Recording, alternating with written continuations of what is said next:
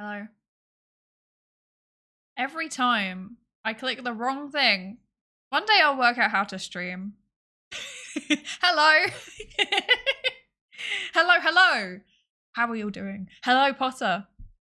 Remember not to take it personally that we're making fun of you for being like a late stream is better than no stream. Yes, thank you. Thank you. I mean, it's not late at this point. There comes a point where you're late so consistently that it's actually just on time.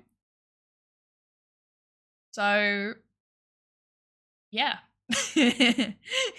My excuse today is that I was teaching earlier, and therefore that offsets everything. Yes. Hello, M0. Good evening. Good evening. Hello. Something stochastic, of course. Husband Mod, welcome. Hello. Thank you for letting everybody know that I was going to be late. Apparently, I can't do that myself. Hello, Bobo. Hello. It's contractual to politely bully the streamer. This is very true. This is very, very true. Isn't that like the best part? Is everybody just collectively bullying the streamer and then the streamer bullying chat in response? Like, I think it's more like, it's like mutually, it's like, it reminds me a lot of like Irish style banter actually, where it's just you rip into each other at a never-ending pace. Hello, Miguel. Hello, watchmakering. Hello, Yoavco. Hi. How are you doing? Doing worse than ever? Oh no, I'm sorry. I hope that you can feel a bit better. I hope that maybe we can brighten your mood a little bit. And if not, then thank you for spending your time with us anyway. My interviewer was very late, so much that we rescheduled for Friday. That's valid. That's me. I'm the person that messages halfway, like half an hour into the meeting and is like, so can we reschedule this for like 3 days time? That's me. She got pulled into an emergency, imaginary dead grandmother or sight issue. I wonder. For me, the emergency is normally my public transport did not arrive. But I just tell people that, to be fair. I just tell people. Also, hello, Nightmind. I forgot to say hello, Nightmind. Thank you so much for the resub. It's 8 months already. Goodness gracious. Happy Subway. I agree. Subway. That is a... I have not been to Subway in ages. I've not even been into a Subway in ages. I've been neither into a Subway, the shop, or a Subway, the place where you get trains. I have been to neither for a while. It's a lot of work, but at least I'm healthy. I'm glad to hear it. I'm glad to hear you're healthy. Yes. Still a lot of work. I feel that. That's relatable. Tired, but at least existing. Also relatable.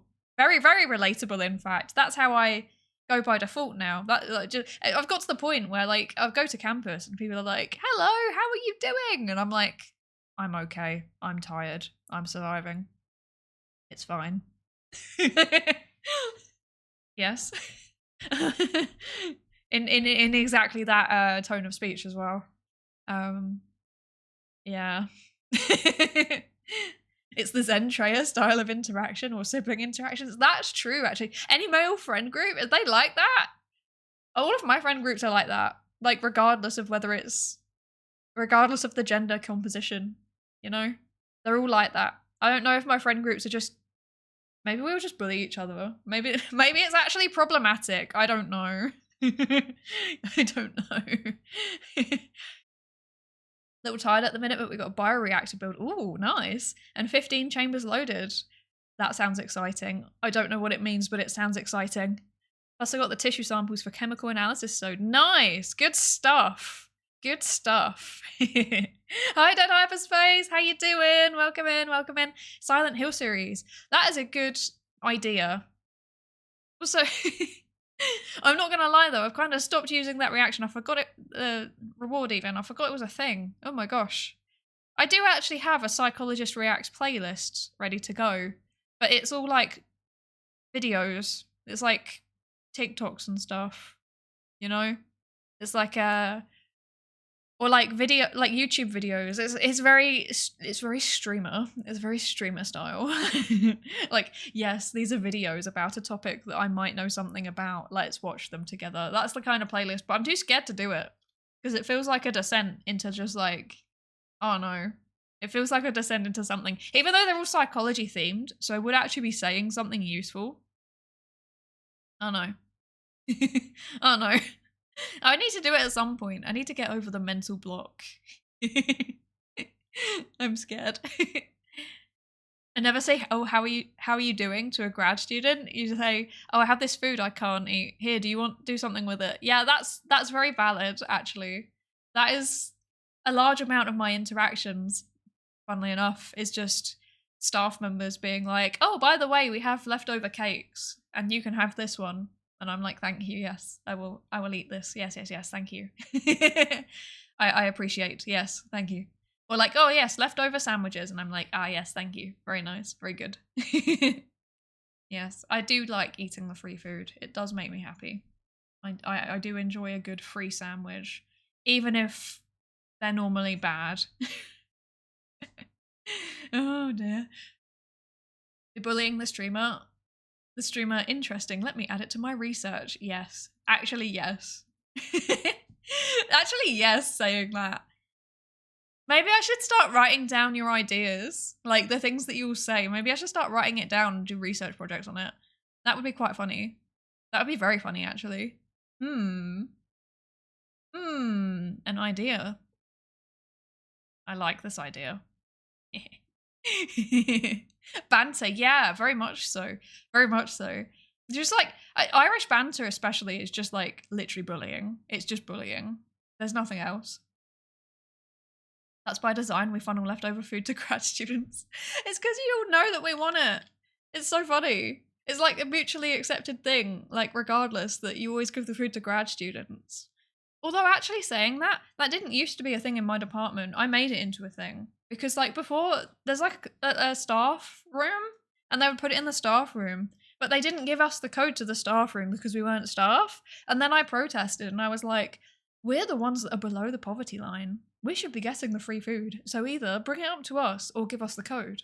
And then they gave us the code. And I was like, oh, that was easy. I just needed to guilt trip them. I don't believe in guilt tripping on an interpersonal level, but if you're guilt tripping a department or an institution, that's fine. I'm not morally opposed to this. I will guilt trip for free food. What does that say about my priorities? Oh dear. That probably doesn't say anything good. We bullying the streamer? The streamer, interesting, you have daddy issues. True. I'm gonna start analysing everybody. Oh no, can you imagine? Can you imagine if people would like... I do actually feel like if I ever got like hate rated or something, I would just sit there and just like read the comments and be like, interesting. And how do you feel about that? What is it that is making you feel so confrontational? Why do you feel like this is a good way to navigate interpersonal interactions? I need to improve my like fake therapist though, because that'd be quite funny. It's very disarming. Good way to disarm people if they're being hostile is to just suddenly be like, but what's really going on in your life? Why are you responding like that? What's going on? It's very disarming. Hello Sentai, welcome in. Cats, yes, I like these. This makes me happy. Why is there so many cats? Oh my gosh, I like them. Yes. What's your favorite Godzilla movie? I think I've only ever seen one, actually. I think I've only seen one. Which one have I seen? I don't even remember. Let's find out. It was one that I think was universally thought to be bad, which is quite funny. Wait, how can I find a list of Godzilla movies? Wait, list of Godzilla movies. You should watch Shin Godzilla. It's by the guy that made Evangelion. It's on my list of things that I want to watch, actually. I know it's meant to be very, very good. I've been told over and over again it's very, very good. And I do remember, I think at one point... When did that come out? That must have come out a little while ago, right? Wait, I can find it on the list that I've just pulled up. Shin Godzilla. Yeah, 2016. So I was still in England. And I remember it was in the cinema. And I was like, oh, I should go see that. And then I never got round to it. It was quite sad. Yeah. Trying to work out, which one have I seen? I honestly don't know. I have no idea. Maybe this, no.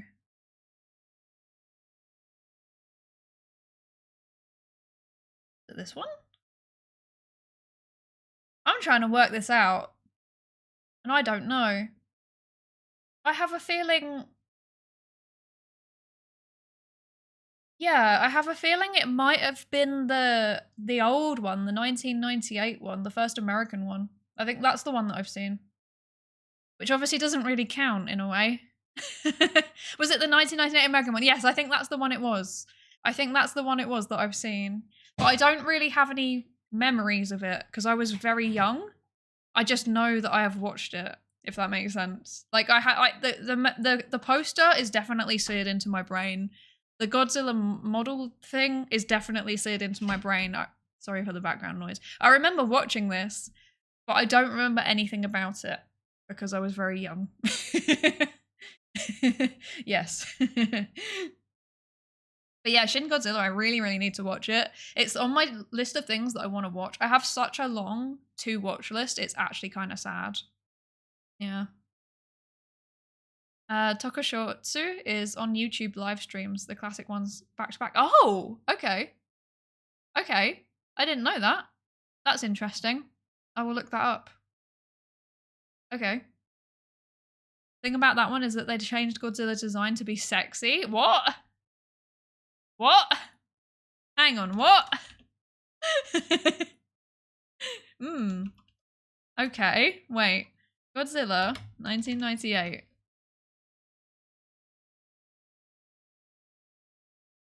What? It doesn't... I don't understand.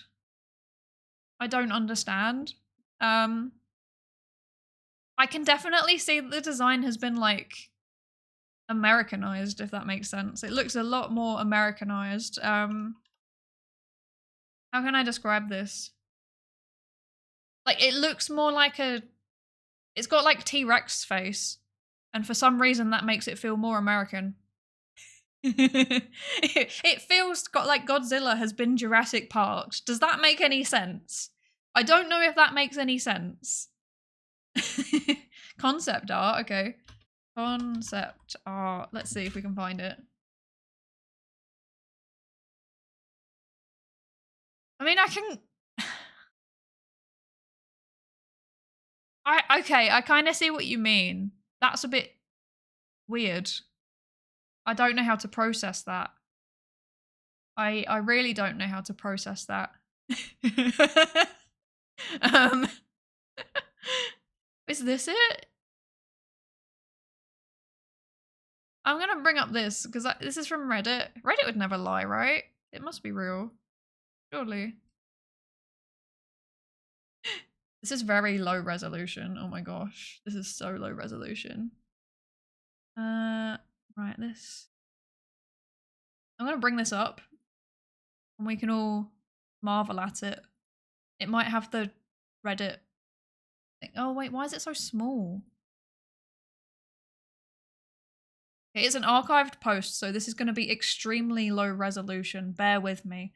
But this is what I'm seeing when I Google it. So I can kind of see what you mean. A little bit. Just a little bit. Just a little bit, though. I thought they were making it more animal-like versus dude in a suit. That's true. It does seem more animal-like, but it is... what's the... Yes, booba. Yes. It's... I was thinking of curvy? They've made Godzilla curvy. I don't know how to process that. What am I looking at? I don't know, M0. I don't know. I wish I could tell you. I don't know. Godzilla, but it's the female Titan. Am I right? Oh my gosh. Okay. They told the designer that they explicitly wanted it to be slender and the tail should move as central. Oh my gosh, I don't know how to process that. That's a fact that I didn't need inserted into my brain creases. Thank you. Facts are stored in the brain creases. This is a true fact. Hi, the Dungeon Slime. Welcome in. We are indeed talking big lizards. Apparently, we're talking about Godzilla. I've never seen any of the actual Japanese Godzilla films, and that's really bad. Yeah. So I should probably. I think also saying that. I think also isn't there like also a really bad like American oh, what's the other one? The monkey. King Kong. Isn't there also a really bad American King Kong film from roughly the same time period? Because if so, I think I've also seen that and never seen any of the original ones. What can I say? I just apparently like watching terrible remakes. Yeah. Yeah. Oh dear. Am I a scaly now? Yes. Also, hi, Robot Teapot. Halloween costume when I'm not doing a female sexy Godzilla. That's not a thing. Not a thing with Jack Black. Yes.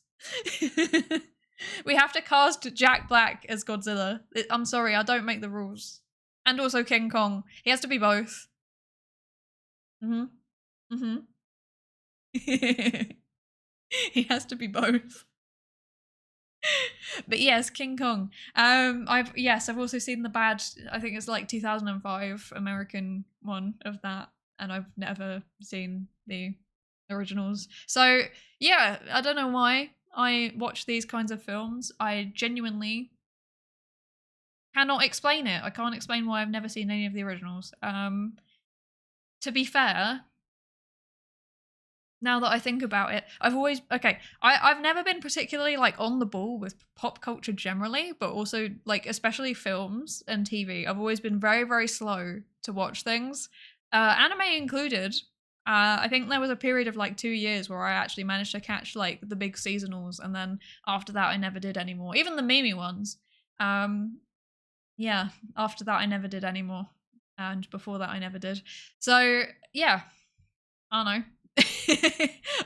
I'm just horribly behind on everything, and I have a distinct memory of the first time that I watched you were welcome to laugh at this because this is not a plane appropriate film, but I was on a plane and I decided I should watch a film. What should I watch? And one of the options was Pulp Fiction, and I was like, okay, I'll watch Pulp Fiction on the plane. Yeah.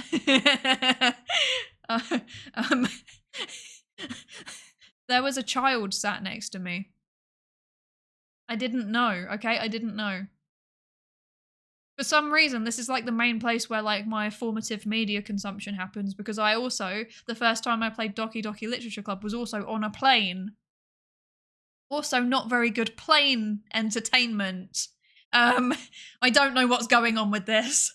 I don't know why this happens.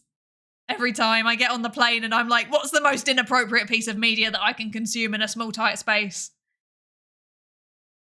Oh my gosh. Why am I like this? I'm a sucker for cheesy or low-budget sci-fi films. You know what? I haven't seen many, but I appreciate that. What's the one where like... What's that one where like... There's aliens and they're like in skin suits and then they're like manipulating people with propaganda. What's that one? I've seen that one. That was very funny. I don't think it was meant to be funny, but I found it very funny. They Live. Yeah, I think it was They Live. Yes, I think that was the one. Yeah, I enjoyed that one. That was good. I enjoyed that a lot because it was so cheesy. Like, I don't know. Obviously, things are like totally different at the time when they come out, but I just like I can't help it. I watch films like that and I just find them really, really, really funny. But then I guess it's kind of like The Room, which explain this to me. I have also seen The Room, but I haven't seen, you know, actual like, you know, famous films, but I have seen The Room and, and that was extremely funny too. But it's not meant to be funny, but I just find it so funny. I can't help it. I'm the type of person that just I can't take it seriously. I would be terrible as a film critic because I would just turn up to the film and it'd be like everyone else is like, this is a deep and moving narrative. It's a coming of age film. It's deep, it's moving, it's beautiful, and then I'm just there like, haha, funny film, funny film. It's so bad. I used to enjoy being up to date on fan subs in ancient times. That is a throwback. I remember. Yeah, I used to also watch fan subs. Yeah. But then I also remember the first bits of anime were starting to trickle onto Netflix, and this is another weird formative memory. I have a very distinct memory of watching Yuki Yuna as a hero while doing the dishes while I was doing my undergrad. And I every day I'd just like do the dishes and I'd watch like 2 episodes of Yuki Yuna as a hero, and then I'd be like, oh, this is just a bad Madoka Magica. And then I'd come back the next day and watch 2 more episodes.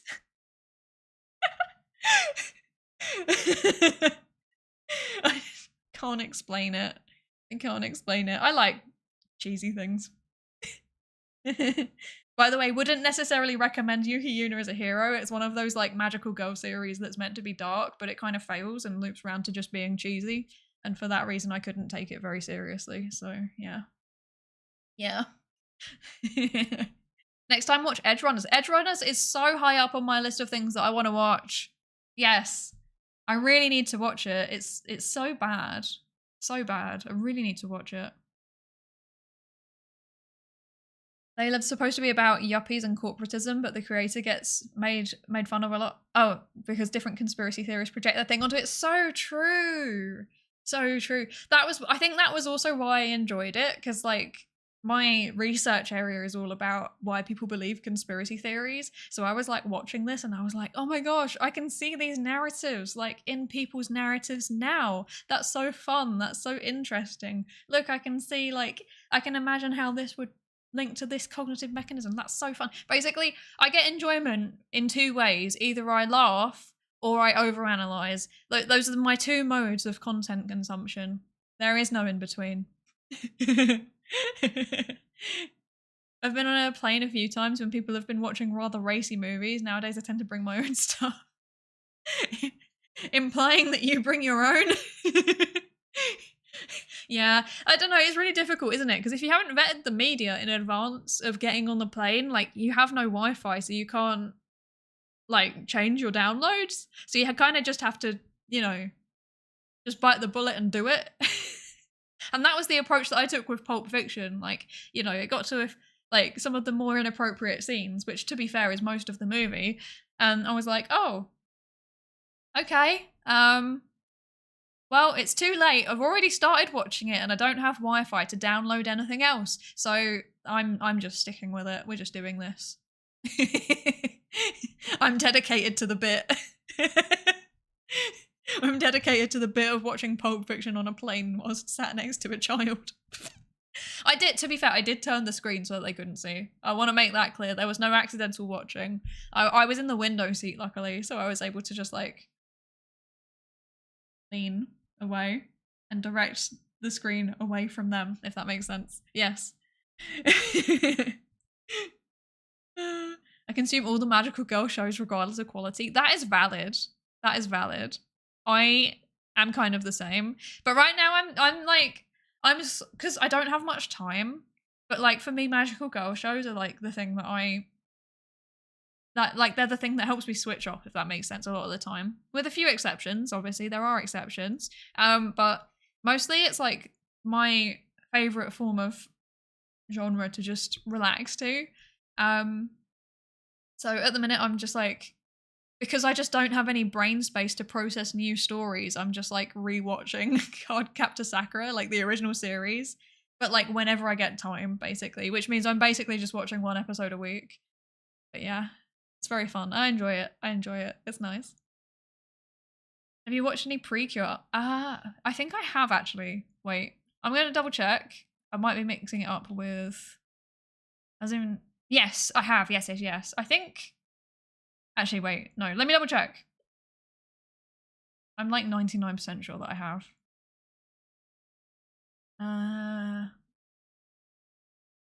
Yes, I watched the, like, one of the old ones. One of the, which one? Let's see. I want to say 5? I want to say I watched that when it came out because for some reason I think it was airing like on one of the weird late night channels or something. Or maybe I just stumbled across it on YouTube. But I recognize the characters, so I think I watched that one when it came out. Yes. Yeah. I was thinking for a second, wait, am I mixing this up with something else? But no. But I haven't watched any of the new series. And I know that there's a lot of them as well, isn't there? There's like 20. Yeah. Oh, okay, yeah. Wikipedia's telling me that there's like 20 series and they all have 50 episodes each, which sounds about right. So yeah, lots of content to catch up on with that one. I'm watching Futari Wa Particular with friends right now, but I hear in the newest season, Wonderful Procure, the main character is a dog. What? Oh, wait, hang on. I see. There is indeed a puppy and a kitten on the main poster for it. Okay, that's interesting. I might actually enjoy that. That sounds fun. I like it when I like that. Turning the cute animal side character into cute animal main character. That is very, very funky. Hi, Lottie Basil. Welcome in. How you doing? I hope you're good. Malad, I also watch super chill slice of life like Non Buri or Eurocamp for brain shutdown before sleep. Yes, I'm also a big fan of cute girls doing cute things for the brain shutdown. Exactly the same. Yes. Actually, so honestly, like when my anime list, when I look at it, it's kind of funny because like all of the top rated shows are just like cutesy cute girls doing cute things, slice of life stuff. I'm trying to find my anime list. Where are you? There you are. Yes. Wow, filter it more usefully, please. Yes, there we go. I found it.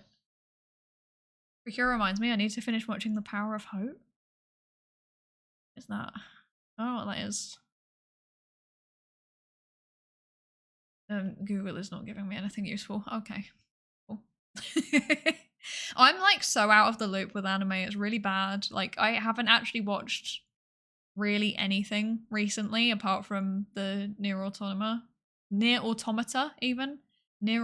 anime. And then like I watched Frieren when it came out, and that's pretty much all I've watched recently. It's oh yeah, and a bit of Spy Family as well. But that's pretty much it. Like I haven't really been keeping on top of anything. Something I started watching. Maybe there wasn't. I don't know. Oh yeah, I started watching the like Horimiya Missing Pieces. I started watching that and then wow, that came out a year ago. Okay. Well, that shows how out of the loop I am with seasonals. Oh dear. Oh dear. I feel like in a weird way, magical girls have a lot in common thematically with mecha anime and transforming hero shows like Ultraman or Kamen Rider. I think they do as well. It's just like the theming and the presentation is a little bit like it's tweaked, right? But I think you're right because the underlying premise of like transforming to protect something, that's kind of fundamental to both, right? So I can see that. Time to make hot chocolate. Oh, I'm jealous. I should also do something, but it's too hard to get out of bed. That is kind of a mood. The thing that's propelling me out of bed every morning is just sheer fear at this point. It's nothing but just like the fear of not getting my thesis submitted. That's all that's getting me going. Oh dear. If it wasn't for that, I think I would probably be sleeping a lot more.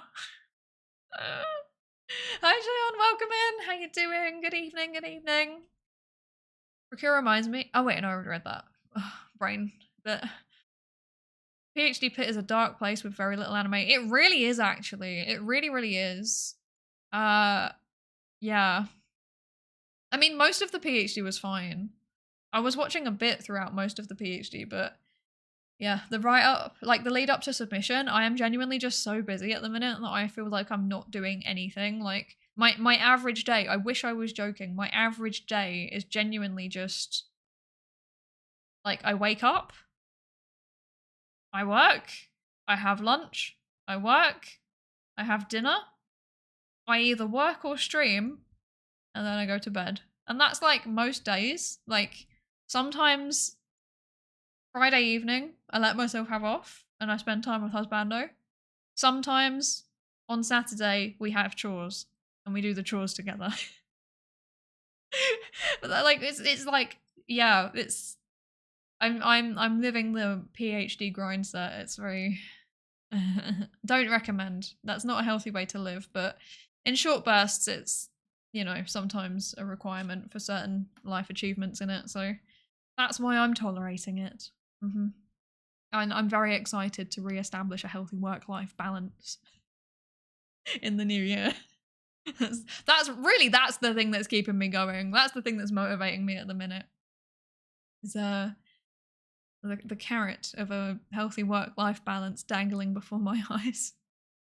The power of hope, procure full bloom, is procure characters after they've grown up. Oh, that sounds so fun. Oh, that sounds fun. I want to watch that. I like the sound of that. Yes, yes, I like that. I've been seeing that they're making loads of remakes of like, well, including like Magical Girl.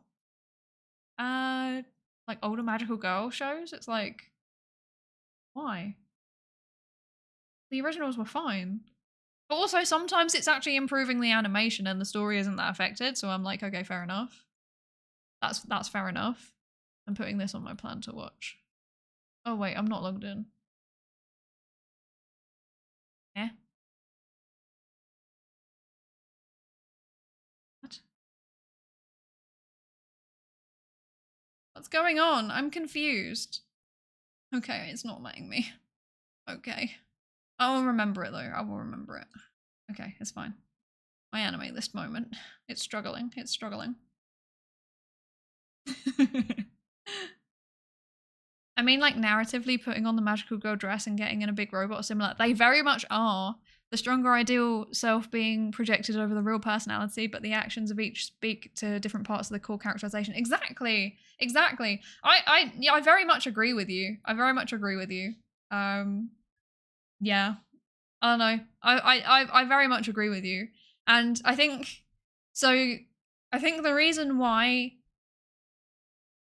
this is like going off on a massive tangent and I'm being a bit self-indulgent with this, but like the reason why I chose a magical girl concept for my VTuber model is exactly what you've just said there, pretty much. Like, I think that doing science, like, when we're doing science as scientists, we kind of project this ideal of like, this is how I'm, you know, creating new knowledge. This is how I'm sharing knowledge, stuff like that. But it doesn't reflect the reality of doing science, which is actually quite grim. And academics especially have this tendency to kind of project this idea that their work is their entire being. Whereas there's actually a lot more going on underneath the surface. Like, you know, they have hobbies and friends and they do things, but we only ever see the scientist. So that's why I thought that the concept resonated quite well with science, and that and then in combination with the fact that like one of my favorite series is a certain magical index and a certain scientific railgun, and I love the kind of like magic science meeting type thing. Yes, railgun. Yes, I love railgun. Railgun is so good. Did I say index? Whoops. But yeah, no, a certain magical index and a certain scientific railgun. Like, two of, like, the whole world. Like, it's like, I think once, like, I think it was in a gigok video, actually. I think gigok once said that it's like the Marvel Cinematic Universe, but anime. Because there's just, like, so many characters and so many side quests and so many different forms of media to consume, all about the same universe. It's very cool. But yeah, I don't know, all of that together, I felt like it, you know, the scientist and the magical girl fit together very, very well. And at some point I want to actually think about how I can make this concept a bit more of a thing. But yeah, lore is not something I have the brain capacity for. Yeah. I need to watch Cardcaptor Sakura. You absolutely should. It's very just like, I don't know, it's one of those things where you can equally just switch off or overanalyze it. Like, yeah, it's one of those types of series where it's like, it's nice and multi-layered in that way. So yeah, definitely recommend. Over on the mecha anime side, SDF Macross could really do with a remake. The early Gundams kind of had remakes or retellings, as did Voltoms. Yeah. Yeah, I've also seen a lot of Gundam stuff happening recently, which is very cool.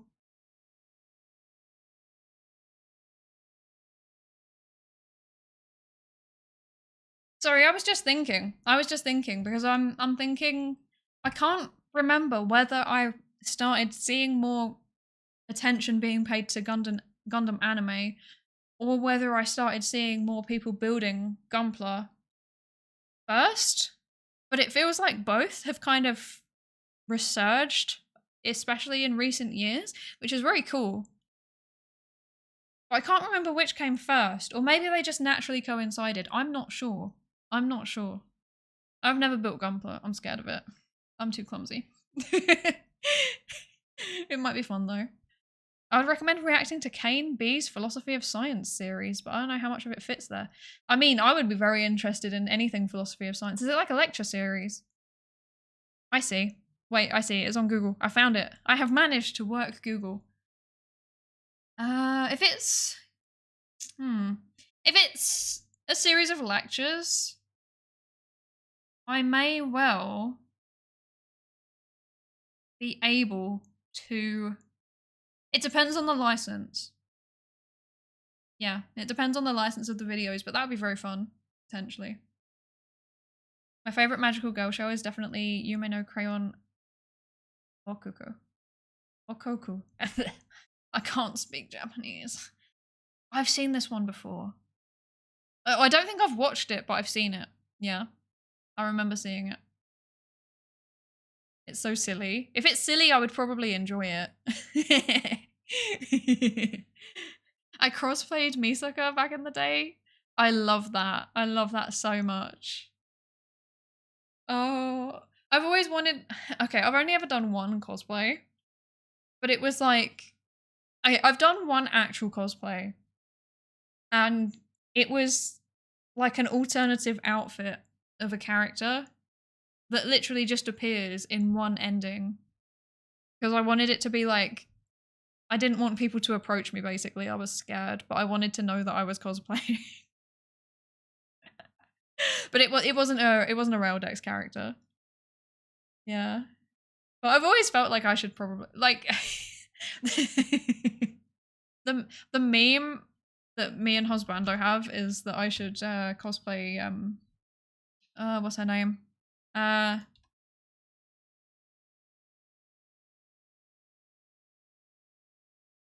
gonna find her name. I've forgotten her name. Kiyama Harumi. The stripping scientist lady. That's like the running meme, is that I should cosplay her. But like, actually saying that, the design for my character was also quite heavily based on Misaki. Can you see any of the influences? I'm not sure if you can. Potentially. Psydere cosplaying Psydere. I actually would. That's the thing. That's the thing. I know other VTubers have done that. I've seen Cinder cosplay. That's very, very cool. I would actually do that. Like, I think that'd be really fun. Just turning up to things. Just turning up to give lectures in full cosplay. Can you imagine? That would actually be so fun. You should build Gunpla. The entry grade kit for the Strike Gundam is really good. Ooh, it is quite tempting. I need to like work out hand cam setup because I think it would be really fun to do stuff like that. I want to do Lego as well. Yeah, I want to do Lego at some point, but also Gunpla would be very, very fun. No paint, no stickers, and no tools required, but you should probably get a pair of snippers. Yeah, okay. So yeah, so very easy to do. The thing is that the paint and the stickers I'd probably be fine with. It's like the tools that I would struggle with. You cosplayed Homura, nice. Homura, oh my gosh. I'm struggling today, sorry. Homura, yes. Nice.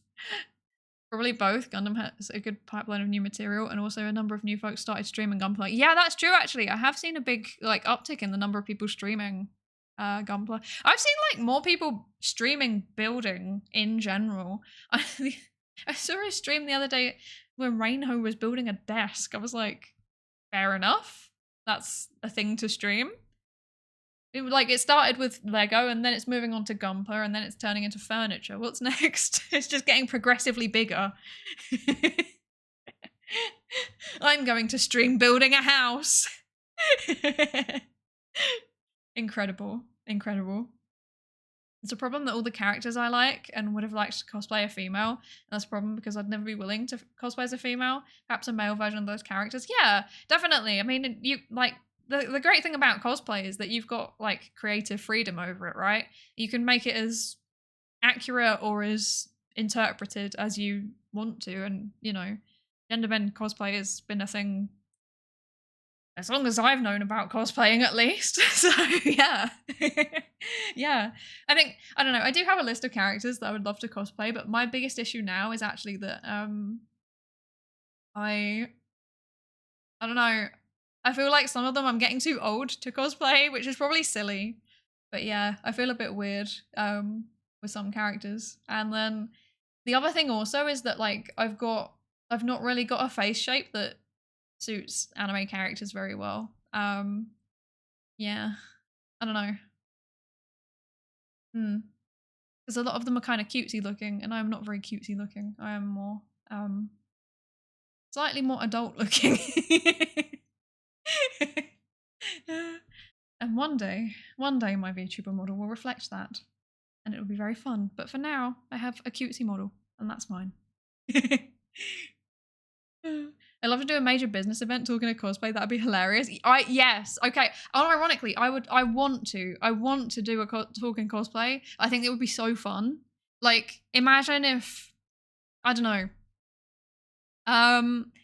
I gave a imagine like you go to a convention, right? You sit down. You're like, oh, here's an interesting panel. It's a panel about, I don't know, hypothetically, let's say there's science communicators and they're talking about like, I don't know, the physics in a certain scientific railgun, and then you go in and the physicists are all cosplaying the characters. Like, that would be so fun. And like somebody who's like got specialist knowledge in like electromagnetism is cosplaying one of the Electromaster characters. Like, how fun would that be?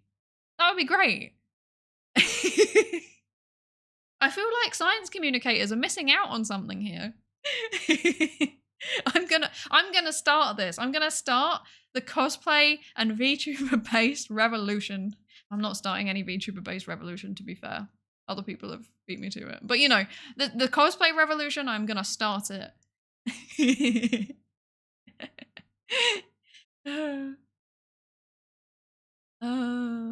That's so funny. Well, the 30-minute missions kits are also really nice and pretty approachable for beginners. I can guarantee you it would take me 2 hours. Even if it was 30 minutes, it would take me 2 hours. I once cosplayed Elizabeth from Gintama. I love that. I love that. That makes me happy. I don't do conventions anymore, so cosplay opportunities are rare. I'll have to live with new skin suits for YouTube and streaming. Yeah, I mean, okay, first of all, yes, that's fair enough. Like, VTubing is almost like cosplaying, right? Which is pretty cool. Hi, Cybershark, welcome in. And also thank you for the follow, Sentai. Thank you, thank you. We've hit the follower goal. Yay! Thank you for the follow. You're actually, you've just signed the participation contract. You have to take part in my research now. I hope you read the participation information sheet.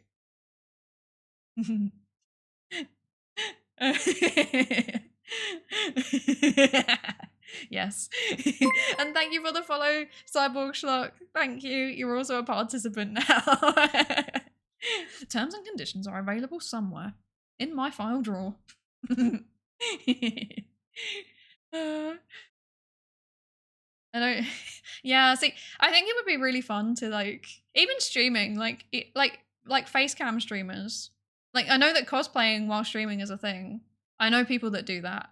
But like even having like science communicators cosplaying whilst they're streaming, that would be amazing. And I have actually seen a little bit of it. So Tiny Toxic Tofu, who is we love Tiny Toxic Tofu here, but she sometimes cosplays either from the games that she's playing or like if she's talking about physics, then she'll do like a physics related cosplay. So I think one time she cosplayed a Star Trek character while she was talking about the physics of Star Trek. Like that's very cool. I love that. And I think that like the general weeb sphere probably like we could capitalize on that too. But I think because we like otaku culture is just kind of shifting in, like I think we're in the moment at the minute, like the last few years, it has been shifting into the mainstream.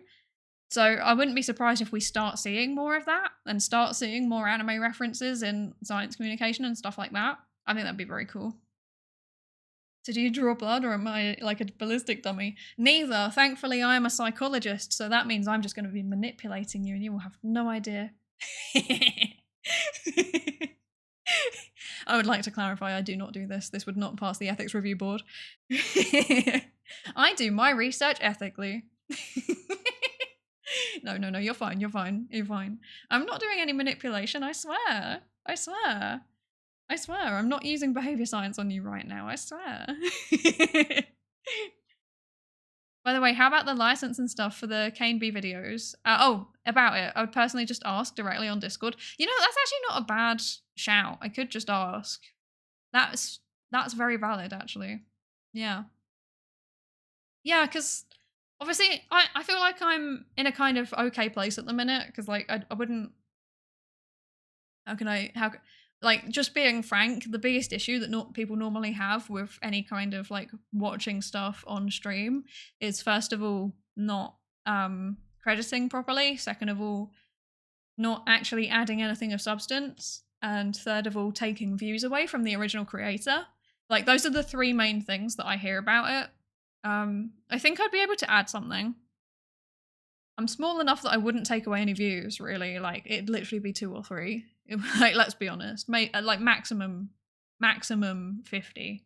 I wouldn't re-upload it like properly to YouTube, I think. And then what was the other thing I said? I've forgotten. Adding something useful. Oh, and I give credit. Like I'm quite paranoid about making sure that people get credit, because like I know I would kind of like for me personally, it wouldn't bother me if somebody just like re-uploaded my content or whatever. I'd be a bit annoyed, but I'd just be like, oh, whatever. But like, yeah, if I know for some people it does bother them like a lot, so yeah, you're probably giving more views. I'll have a look. Yeah, I think it would be really cool if we could. It'd be very, very cool. I don't know how many views he even has. I mean, okay, so the first one that's coming up has 6.5k views, so that's significantly more than I've ever had on any of my videos. So I think that my like most viewed YouTube video was like 2,000 views or something, so I really wouldn't be taking away anything. Yeah. Our school had psychology as an additional subject and everyone who took it hates it. That makes me so sad. That really frustrates me, and I think unfortunately it's quite a common experience. that frustrates me because I think psychology is something that people are inherently quite interested in. Like, even if you are not interested in the sciencey bit, you can at least learn stuff to use in your day-to-day life. And I personally find that the best way to teach psychology is to include little tidbits of information that are useful in daily life, but also to like make it relevant to what people actually care about. So like, I don't know, if I was trying to if I was trying to teach about persuasion, say for example, if like ways to persuade people, the types of like examples that I would give to on stream would be, you know, like probably anime focused. Let's be honest.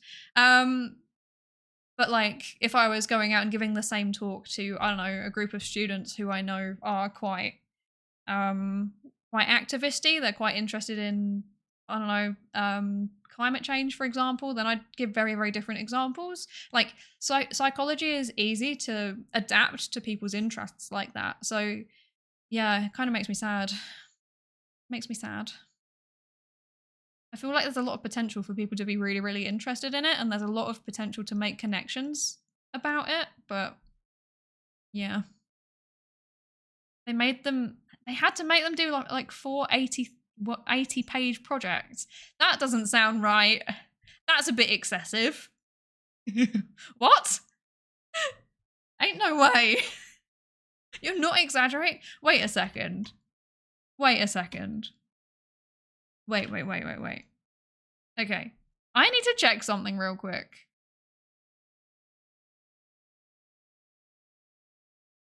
Yeah. Okay. So to put that into context, each of my PhD chapters is about 40 pages. And I have 8 chapters. So you're telling me that they basically made them do a PhD? No wonder they hated it. That's not fun. That's not a way to learn. That's just stressful. What? Oh my gosh. That's annoying. That upsets me. Let's watch conference re-uploads with 20 views on YouTube. Okay, that I would actually be fine with. I would actually do that. Let's co-stream. Let's co-stream a science conference. Yay! I've always wanted to co-stream a conference. I wonder if I could... Wait. What if I could actually ask a conference to co-stream? No, not code. Co-stream. Men want one thing and it's disgusting.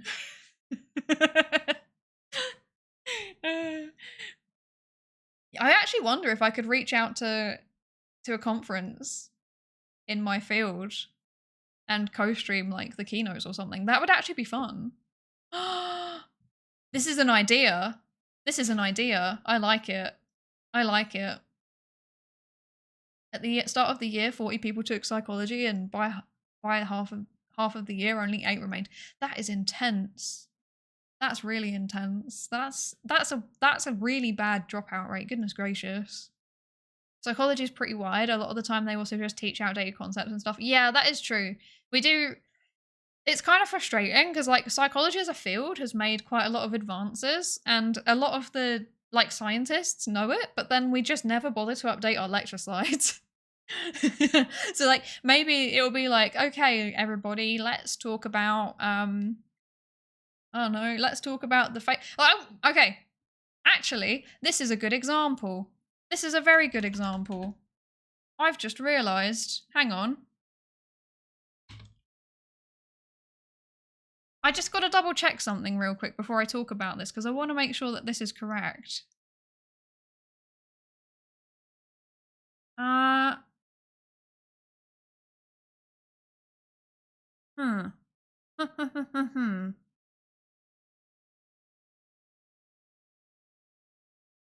Okay. What was this person doing?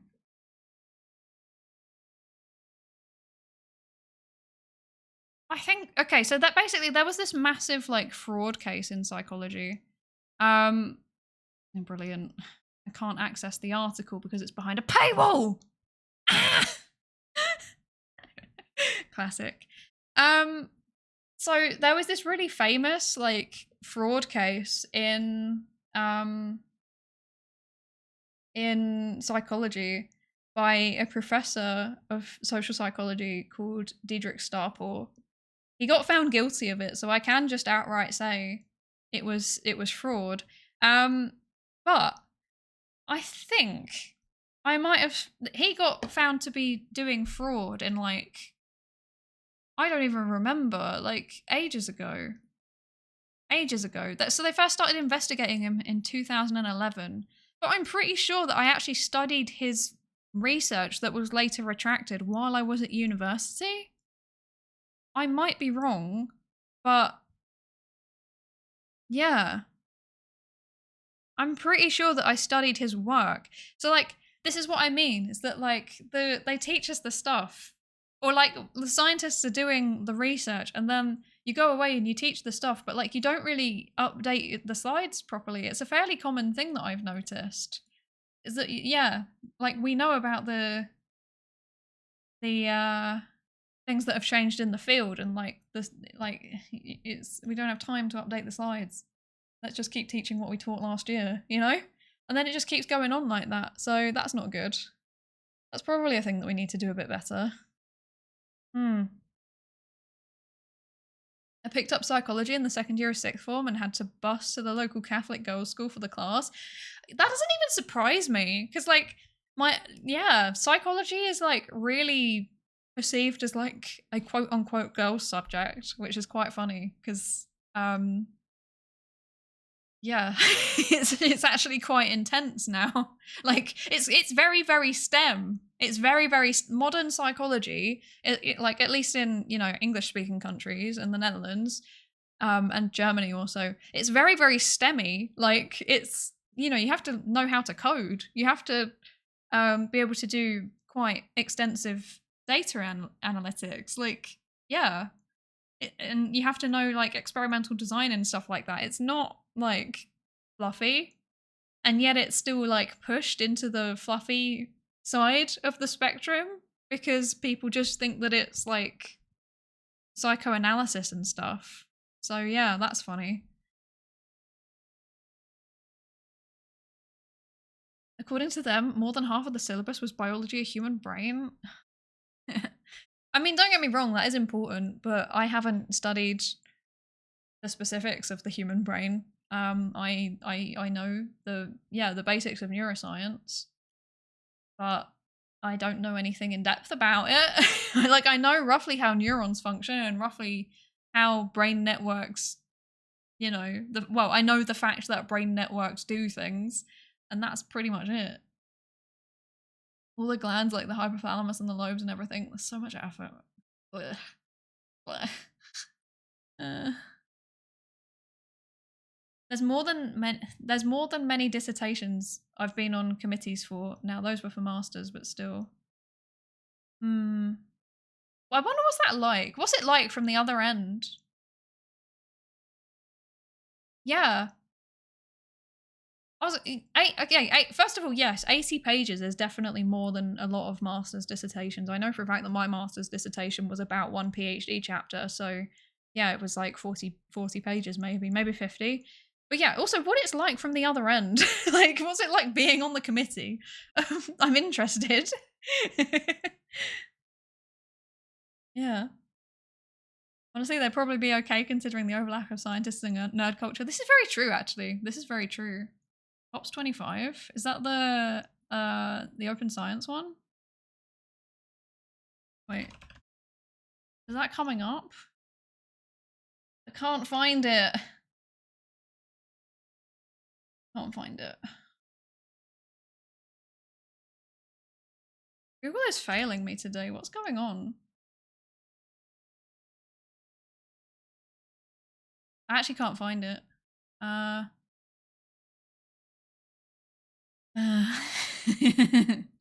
struggling. The Google is failing me today. The Google is failing me. But yeah, I know that there was like a year of open science conference. There was a Year of Open Science conference, I think, at some point. And I think that was linked to the TOPS. I want to say it was the NASA TOPS agenda, something like that. But I don't know if that's what you're talking about. I might be wrong. Might be wrong.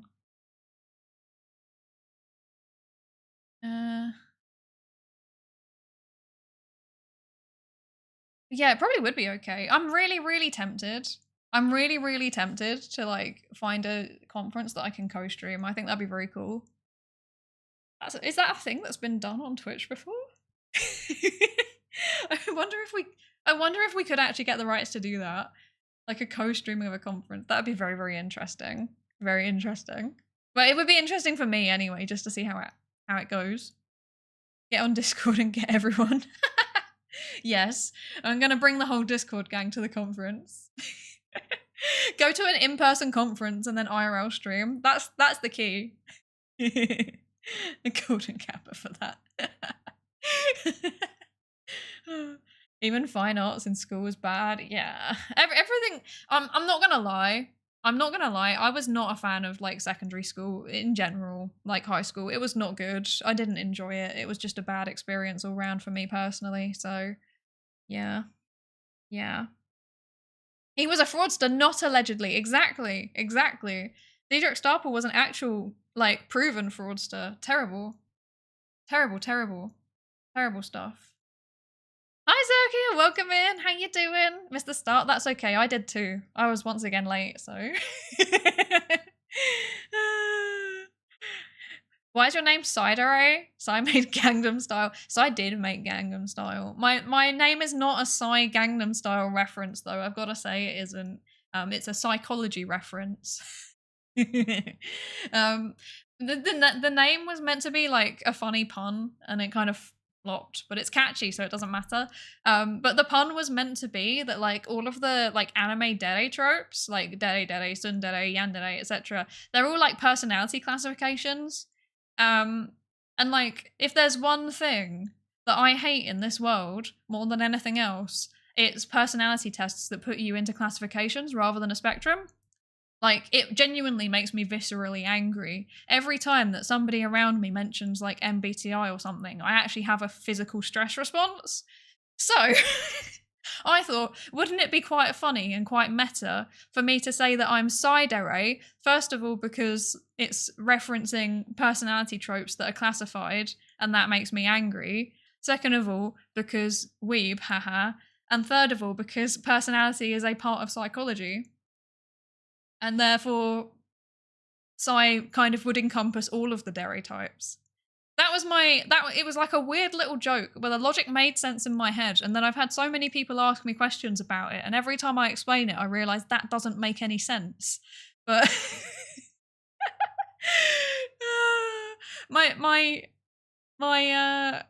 like it made sense when I was thinking about it. Is the chat scrolled up higher, or am I just... Yes. I am just very slow at getting through chat. This happens every time. Eventually I'll catch up and then I'll be behind, and then I'll catch up and then I'll be behind. I like actually like paying attention to what's in the chat though. I don't like the zoomy fast scrolling. It makes me stressed. Oh, I saw it now. The secret is that I've got two chats open. I can see what you're saying at the minute, and if there's something pressing that I need to respond to rapidly, I respond. And then if not, then I just go at my own pace. It's multitasking. It's not really multitasking because it's one task but at 2 time points. I don't know. It makes sense in my head, just like the name being a joke. It makes sense in my head, and that's all that matters. If I'm enjoying myself, then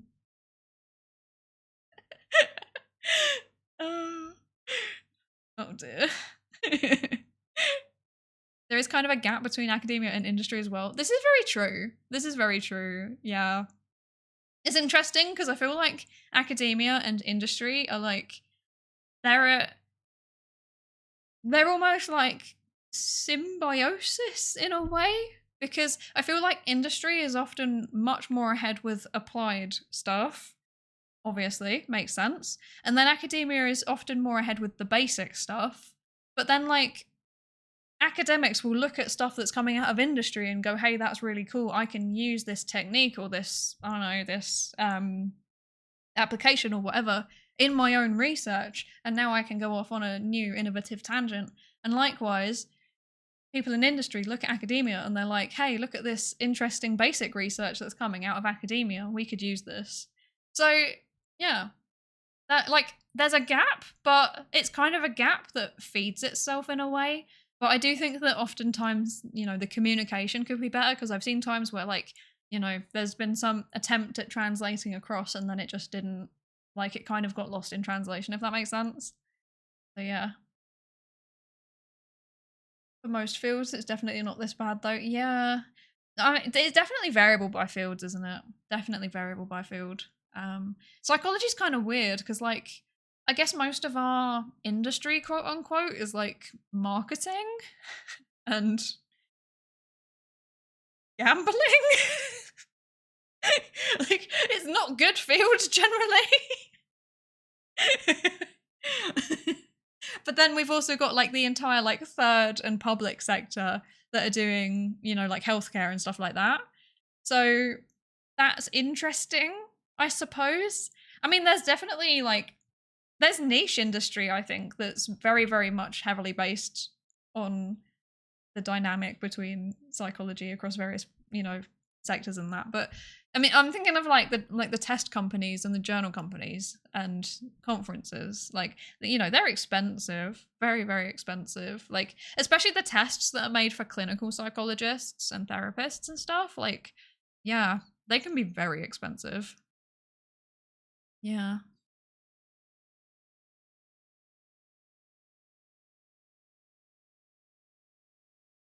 Being on a panel is like you're handling a bouncy, glittery cat.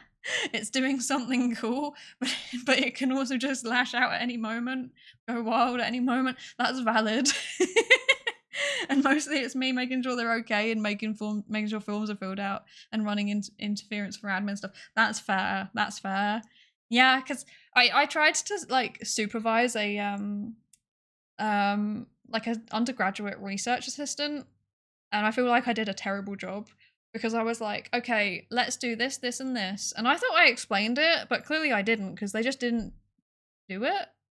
Like, they did something totally different. And I was like, oh, okay. And that was the point where I knew I would be a terrible, like, thesis advisor. I should never be on anybody's panel ever. Thankfully, I probably won't be. So, yeah, that's the thing.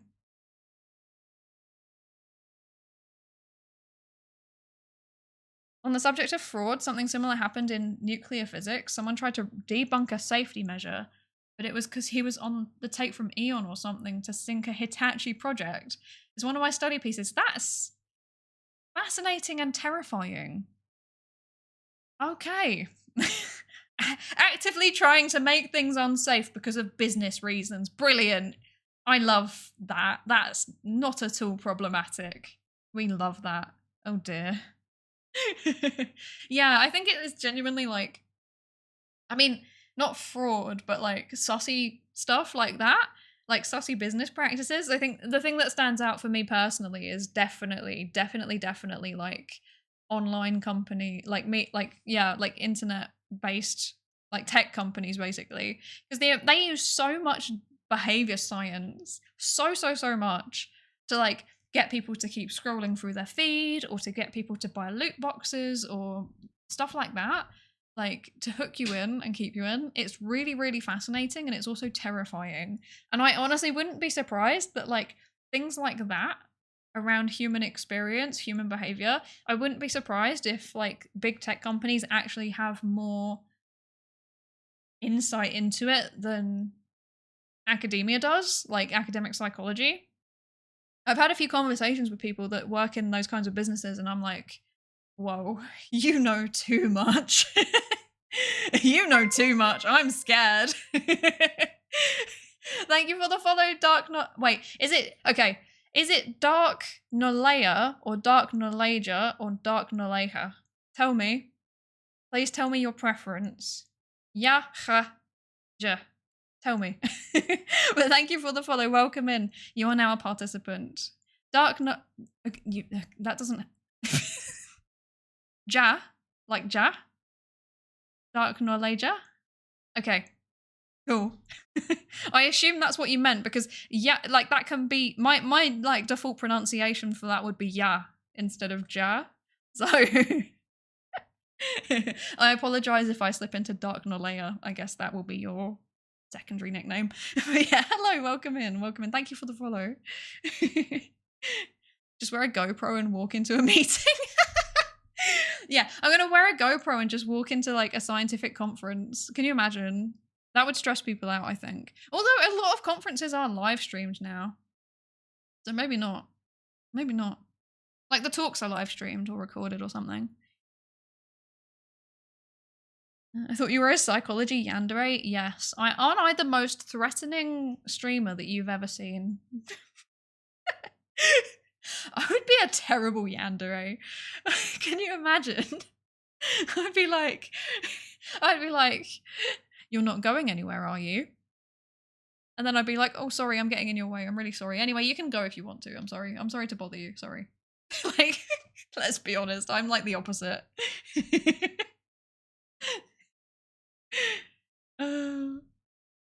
Secondary school and sixth form were bad times. Failed all those things. Failed all the things. Got a basement level job. I think the dairy thing is quality measure. Thank you. Yeah, secondary school and sixth form were bad times for me too. I didn't fail all the things. I definitely didn't hit the potential that I should have got though. Yeah, or I could have got, but yeah, it's fine. Life is just like that sometimes. Thank you for the hydrate and posture check, dead hyperspace. Wait, okay, I'm sat up straight. I'm hydrated. I'm flourishing. I'm actually not hydrated at all. I haven't really been drinking. I've got tea. That's good. It's cold. That's not good. Okay.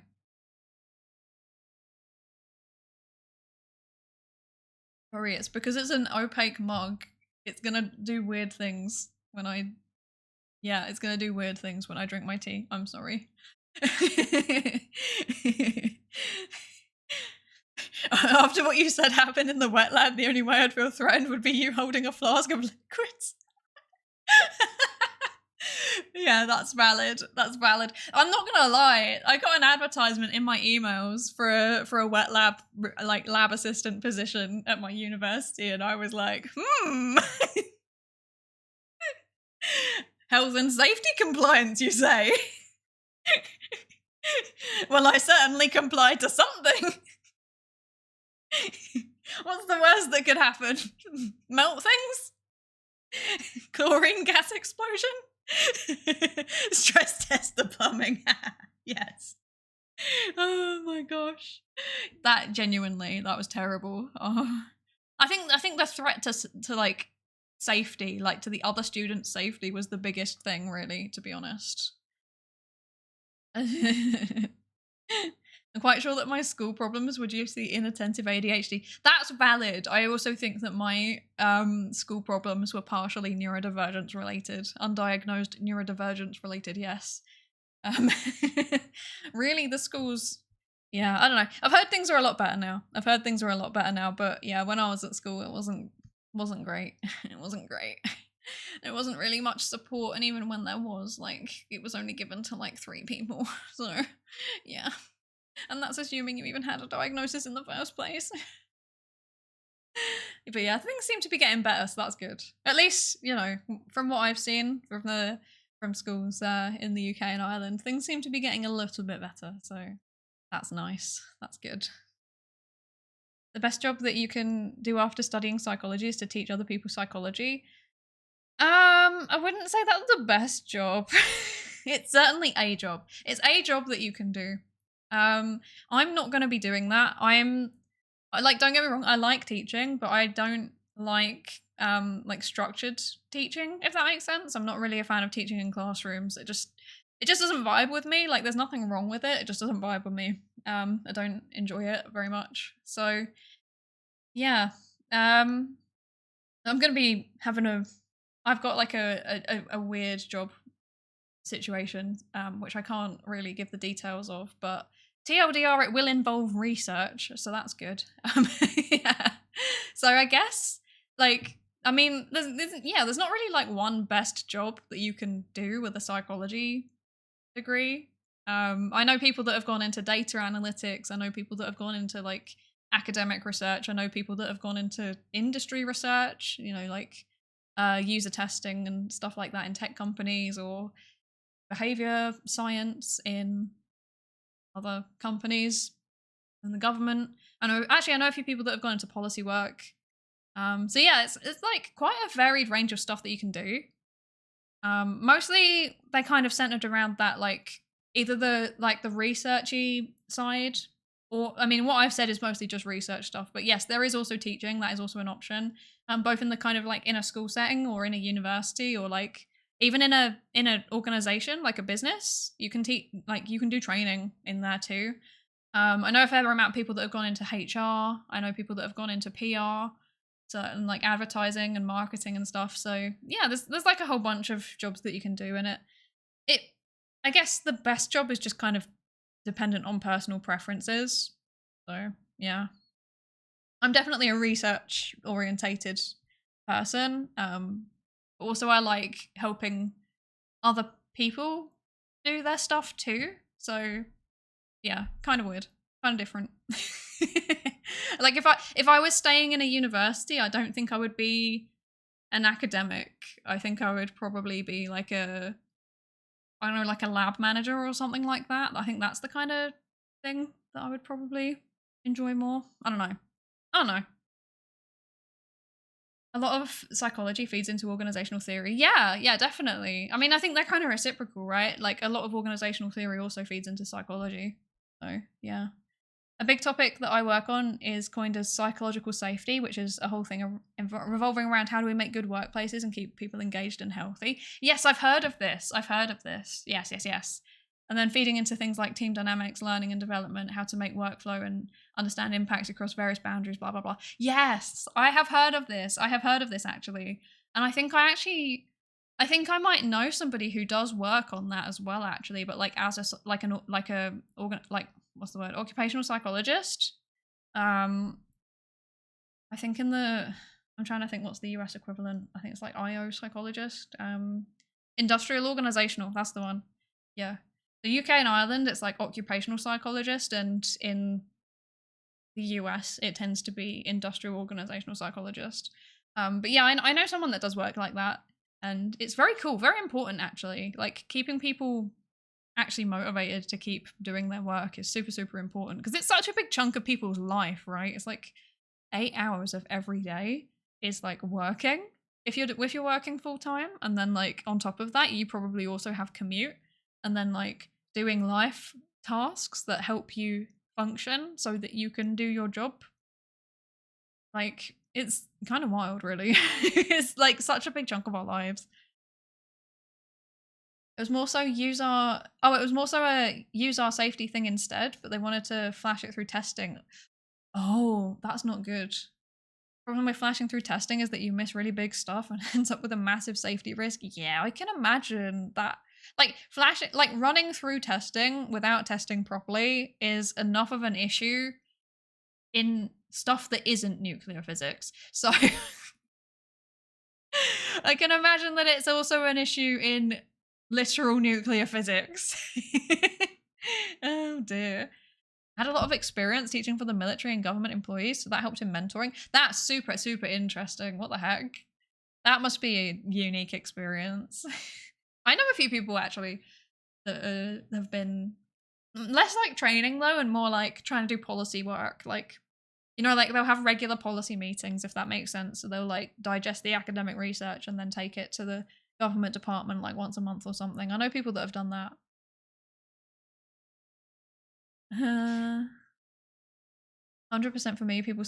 Once people started teaching me, I was like, that I was on the spectrum, suddenly I became brilliant instead of dumb. I know, it's so frustrating, isn't it? And like the most frustrating thing for me is that like when you're working, I'm obviously saying this as like somebody who's been on both ends of the both receiving and teaching. But like it's so easy to adapt it. It's literally just like, okay, we're going to learn about, I don't know, this thing. And then instead of just like going, okay, here are the facts, memorize them, it's literally just frame it so it's more interesting. Like, so it taps into the person's interest. Like, first of all, let's just reduce the sensory load of the environment. Like, that's the first thing to do. Second thing to do is let's make it very clear there's no pressure to do anything socializing. If you want to like learn online, you can do that. If you want to just sit on opposite sides of the room, that's fine too. But then like the third thing and the most easy thing to me, because sometimes you can't control the environment, sometimes you can't control like, you know, the social stuff, like depending on the situation that you're in. And it's like, you literally just need to adjust the way that you're teaching it in terms of just like, instead of just just spitting out facts and being like, memorize it, just frame them around the thing that they're interested in. It's so frustrating because it works for like, it's not just an autistic thing. I think it works really, really well for autistic people especially, but it works a little bit for everybody, you know? If I'm sat there, I'm like, I don't know. Say for example, I'm going to keep using this as the example, but like if I'm at an anime convention, I'm not going to go and give a panel about like, you know, social psychology of intergroup relations and then have all of my examples be all about real world conflicts. Like, no, I'm going to go in and do exactly the same lecture, but I'm going to swap it out so that up front, I'm like, today I am talking about the intergroup relations in this specific anime that you all like. Oh, look, popular anime that's got these key concepts in it. And I'm going to use the examples from the anime to show you what I mean. And now you're all interested, right? And it's like, I think that works especially, my experience as teaching is that, and also as learning, is that works really, really well for autistic people. Like, often it actually works, like if you can tap into that interest, if you can work out what the interest is and tap into it, it works even better than like just, you know, giving little examples that for neurotypical people. But I don't know, it makes me angry. Like it requires just a little bit more upfront like research in terms of like, okay, maybe I don't know anything about your special interest. Okay, I need to look into it myself so that I can make these references. But it's so worth it. It gets us so excited. I don't know. I've just gone on a spiel. But I feel very strongly about this. I feel very strongly about this. Hi, Alex Westy, welcome in. I'm on the spectrum and I was just called dim and the school couldn't handle me and kicked me out. Oh, I'm really sorry that you had that experience. I'm really, really sorry. Yeah, a lot of people have that experience. I think I was quite lucky in a way because like my personality is just not very like, I don't like attention being drawn to myself. So I just kind of just like blended into the background and people forgot I was there. So I kind of survived school like that mostly. But I do sometimes think that like, because like it's weird because now I'm like a fully fledged adult. I'm quite extroverted. I like talking to people and it's quite hard to get me to stop talking once I start. And like if I'd have had that extroversion when I was at school, I think that the same probably would have happened to me. So yeah. But like I said, it's really frustrating because it's like you just need to tweak things. Like, I don't know what you're interested in. You're probably really interested in something though. Just take that thing and make the schoolwork about that thing. You know? What's that? Somebody likes I don't know, someone give me an example, please. I can't think of anything. What's like so like tell me your special interests. Tell me your special interests. What are your special interests, everyone? Cars? Okay, great example, right? I want to teach you about psychology. Okay, you know how I would do that for cars? If I'm teaching you about persuasion, then I would, I don't know, for example, teach you about the persuasion psychology that's used in marketing cars, like car advertisements. Or I would teach you about how people are how people manage stressful situations and resilience by looking at F1 drivers, you know? Like, it's like, I don't know anything about cars, and even I've managed to come up with those examples off the top of my head. This is something that teachers can do. It's just not, like, teachers aren't trained to do it, which is really frustrating. And I feel really lucky because I've had a lot more, like, I've had a fair bit of flexibility in the way that I've been trained to teach. So, yeah. I don't know. Guess mine. I would assume yours is philosophy. But even then, I feel like okay, so philosophy is a little bit more of an abstract one. But You got that? Nice. But like philosophy is a bit more of an abstract one, but there's absolutely still ways to like weave that in, because obviously philosophy is like kind of inherent in everything. If you're interested in philosophy, then you can also be interested in philosophy of science and therefore science. You can also be interested in, I don't know, for example, moral philosophy and therefore maybe how religions look at morality and therefore theology. Like you could be interested in the philosophical underpinnings underneath English literature. Oh, look, now I've got you interested in your English class. You could be interested in logic. Oh, now I've got you interested in maths. Like, this is what I mean. It's like, even I can do it, and I'm just an anime girl on the internet, and I'm just coming up with these.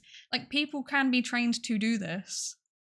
Like, it's just, oftentimes we just don't give teachers enough time or resources to do it. And it's really, really sad. And it's kind of just speaks to the fact that teaching, like, it's so important. It's so important for society generally, but also just like for individual development. And yet we've like massively, like, well, at least, you know, Anglosphere like societies, we've massively devalued it as a career. It's a real shame. It's a real shame. And that's not even going into like all of the ways that people like are taught outside of formal education. Like, you know, schools and universities are one thing, but, you know, there's like so much informal mentoring that happens, like in workplaces or, I don't know, even just like with friends, even with friends or like family members or stuff like that. Like, there are so many chances to use these kinds of techniques. And it makes me sad. You probably love to pick my older brother's brain about teaching tools and theory. Probably. That'd be super interesting. Because here's the thing. I've not actually had any formal, like, pedagogical training. My entire teacher training has amounted to a single self-paced online learning module that took me, I wish I was joking, 2 hours. That was all of the training I had. Obviously I've done like a little bit of reading aside from that, but yeah, otherwise, ironically, a lot of my teacher training, or teaching training, I should say, because I'm not a teacher. I've only ever done, I was going to say I've only ever done teaching assistant work, but that's not actually true because I designed and implemented a curriculum once. But like, yeah, like I haven't had any formal training and I don't really know anybody that like is really, really interested in this stuff. So yeah, I would actually love to. That would be really, really interesting. Just joined MI6. I have joined MI6. How did you know? This whole stream is actually just a front for the British Secret Service. How did you know?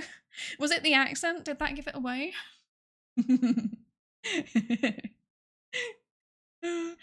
Join evil corpo, gaslight and manipulate your way to the top, dominate the world. Probably the best one. And that's the real reason why I'm doing a PhD in psychology, is so that I can gaslight, gatekeep, girl boss. Quack. Yes, I agree. Hydrate. Thank you, Nightmind. Thank you, Imposter Check. I'm actually sat up straight. Check me out. For once, I'm sat up straight.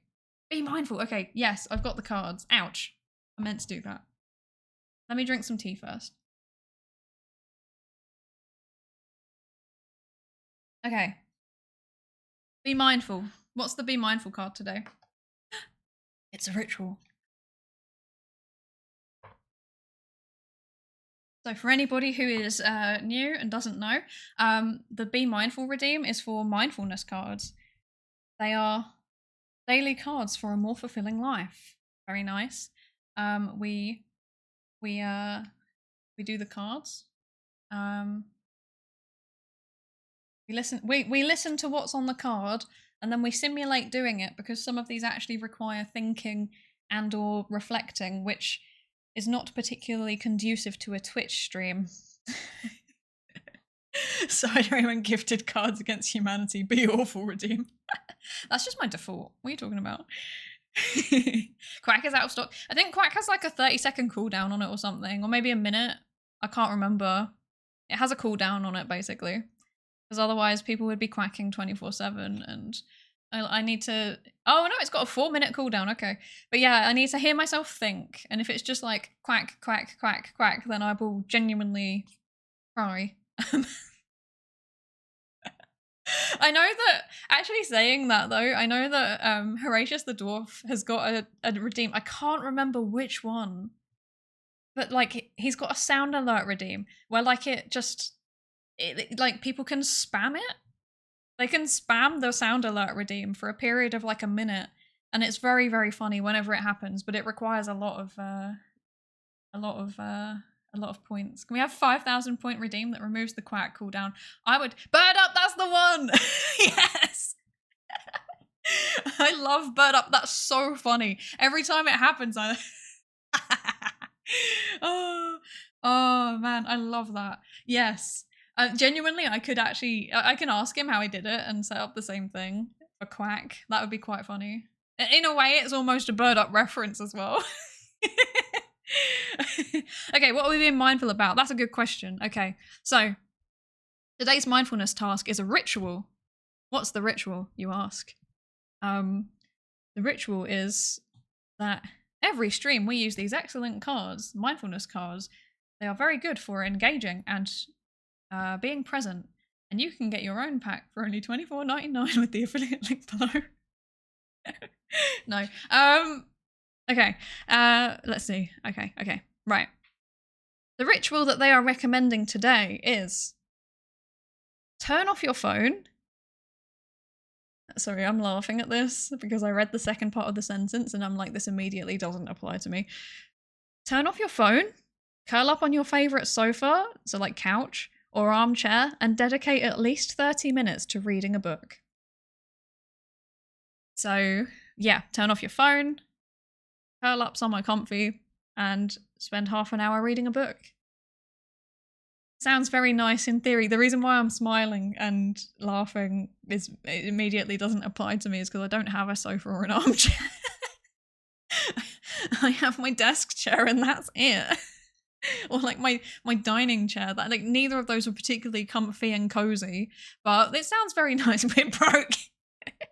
We need to replace my desk first. It's suffering. That's like the first thing we need to do. I'll read the paper. I'll read the paper today, I swear. I swear I'll spend 30 minutes reading a paper. I actually do that. Like, to be fair, I can actually read a paper in 30 minutes if I put my mind to it. I just very rarely do. But yeah, no, that sounds very nice and I would love to do it, but I'm not. Thesis means I'm not at a point where I can spend 30 minutes reading a book other than my book. So that's unfortunate. Bro, I have a sofa or an armchair. Con, I'm sleeping there instead of a proper bed. I have so many questions. I have a lot of questions. Please make sure you're getting a good sleep routine. That can be your ritual. Set up a good sleep routine. Because that doesn't sound comfortable. We're broke, that's money. This is very true. This is very true. It's... yeah. I do need to replace it though, don't I? I live in a perpetual anxiety that my actual cardboard desk is just going to collapse down the middle because it started making disturbing noises when I press on it. Like, you know, I don't know if you... This is like really, really bad, but like I can't actually think of a different comparison. Like, did any of you hear any of the like noises that were coming out of the Ocean Gate sub before it imploded? It's kind of making those kinds of noises. It's like every now and then it's just like eh, and I'm like, oh, okay. Or like I'll literally just rest my elbow on it and it goes eh, and I'm like, it's cardboard, it shouldn't be making that noise. So I'm getting a bit anxious and I do actually need to replace it.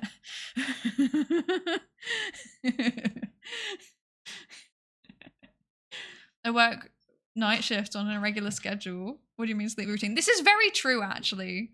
This is very true, but like, please sleep it's like, please sleep somewhere that's more sensible.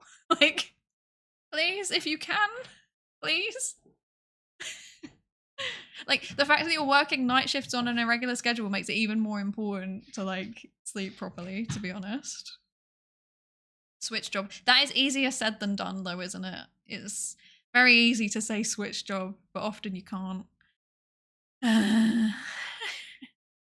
It was a while since I read a real book. I usually read books on the internet instead, but I'm missing the feeling of holding a real book. I have exactly one book. I got a free book, which sounds like a scam, but it wasn't. I got a free book that was sent to me at one point, all about extinction. It's about extinction. I got sent a free book, so I need to read that at some point. What a nice and happy topic. Wonderful stuff. But yeah, it's like an actual physical book. I'm the same. I don't really read like physical books. I normally just put stuff on my Zatsudan library and then read the PDF. But I've got a tablet, like a drawing tablet, and I normally read stuff on my drawing tablet because it like props up nicely and it's like a fairly big display and I can highlight things with an actual pen. So it kind of feels similar to reading an actual paper, but it's obviously not. Yeah. I think I might leave the stream and learn linear algebra instead. That is valid and a good use of your time. That is a very good use of your time. You should do that. Thank you for the follow, Guns. Welcome in, welcome in. How are you doing? I hope you're good. I don't have a desk either, by the way. I work from a sofa on a notebook placed on a stool. Night mind, you're stressing me out. You're stressing me out. You're stressing me out. That's giving me serious anxiety. I can't judge because that's how I did most of my degrees, actually. I really can't judge. I didn't get like a proper desk until I was, doing my PhD. Actually, no, sorry. When I started my master's, I got a proper desk. And then I lost my proper desk because I had to leave my accommodation because of global... Something went viral, you could say. And then I once again got a desk. And that was good. That was very nice. When I started my PhD, I got a desk. So that was nice. But yeah, I have spent a disturbing amount of time without a proper desk. So I know how that feels. And I'm sorry that you're dealing with that. 0 out of 10, do not recommend. Do not recommend. I think I actually wrote my entire bachelor's thesis lying in bed. So, yeah. I once gave my philosophy teacher my old copy of The Myth of Sisyphus by Albert Camus. I don't know what that book is, but that sounds interesting. And that sounds like a very nice gift for a philosophy teacher. That makes me happy. I think I had like one formative... Well, no, okay, I had quite a lot of good teachers when I was at school, but like the really, really formative one for me was perhaps unsurprisingly my psychology teacher. Well, actually I had two and both...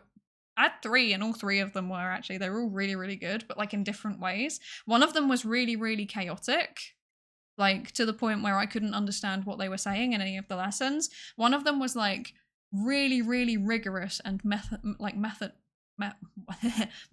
methodical, that's the word.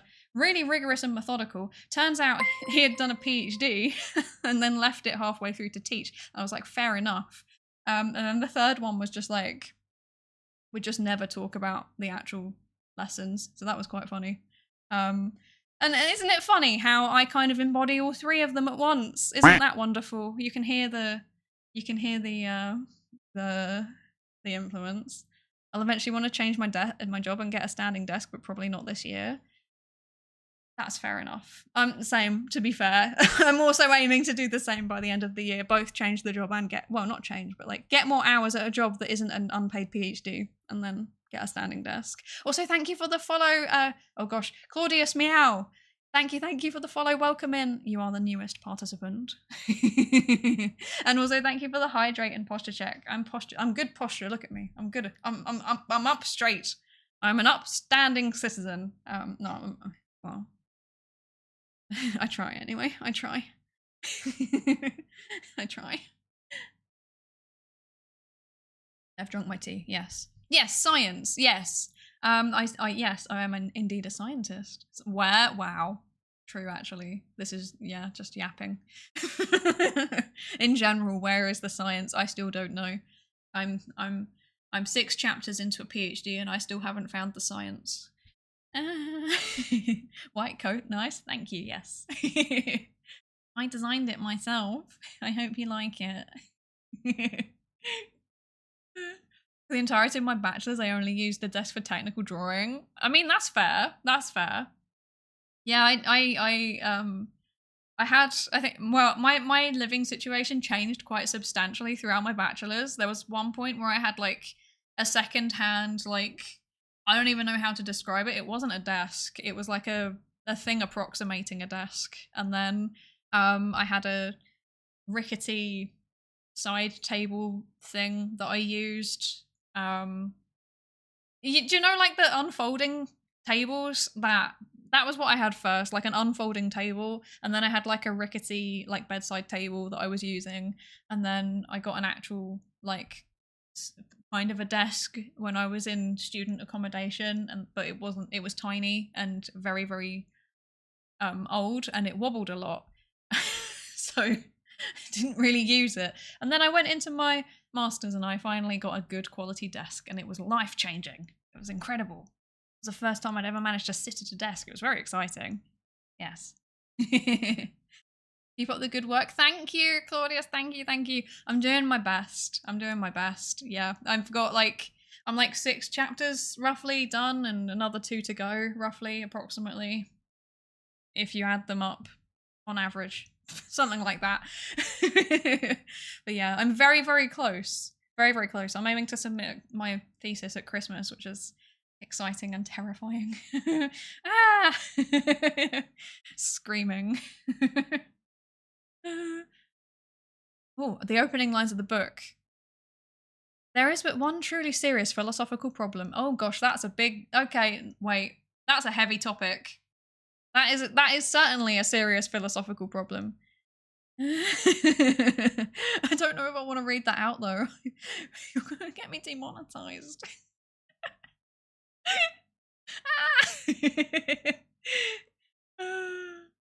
Excellent effort. Thank you. Thank you. Thank you. I'm a lying down citizen. That's valid. Me too. Me too. Very, very true. Upstanding citizen at your standing desk. Yeah. So true. I'm going to be an upstanding citizen once I've got it. And yes, I will have the treadmill thingy. I've decided I'll put myself through that for entertainment purposes. And also then I can be like, look, I'm streaming and doing exercise at the same time. This is good. This is good. This is good. Where's the survey? It's mostly done. I just need to tweak a few variable names. Tomorrow. Oh, it's fine. It's fine. It'll be fine. It's fine. It's fine. Everything is delayed a little bit, but it's fine. It's fine. I've had a small chat with my advisor who was like, it's fine. Small delays happen. You're on track. I'm like, thank you. I appreciate that. I'm not sure I feel it, but thanks. I low-key want to get into woodworking and DIY my furniture, but the space to get working on it is impossible to get, never mind the tools. That's such a mood. That's how I feel with like a lot of things actually. VR being one of them. Yeah. Like VR would be so fun, but I just do not have the space to do it because yeah, we're in a small flat. There is nowhere to do anything. Ah.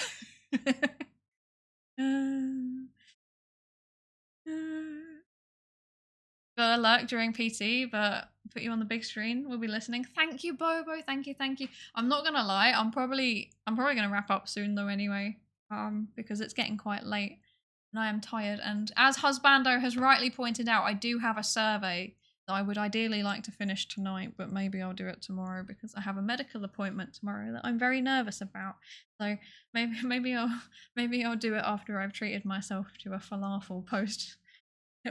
Maybe actually I'll do it before to keep my mind off it. I don't know. Don't you smug at me. Don't you smug at me. Don't look at me like that. I know I've got a survey to do.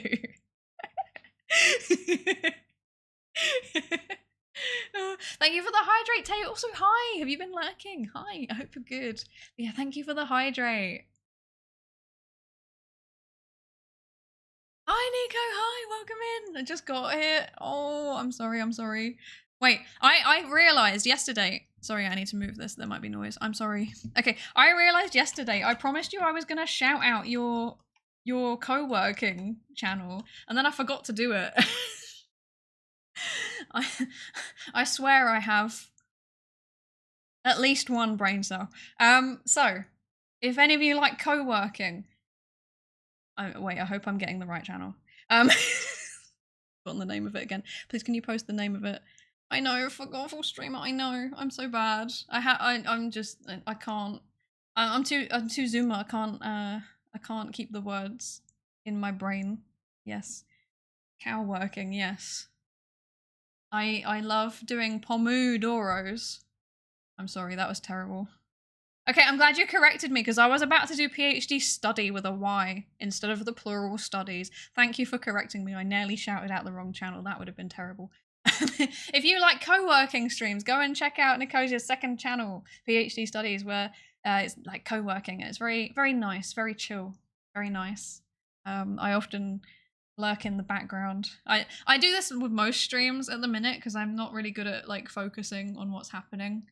So I'm using a lot of like, I'm sorry everybody, you're all second monitor content. I'm really, really sorry. But I've got a lot of second monitor content going on at the minute, just so that I feel like somewhat in the moment. But yeah, Nico does very, very good co-working streams. I very much enjoy them. So go check out if that's your thing, if you like pomodoros.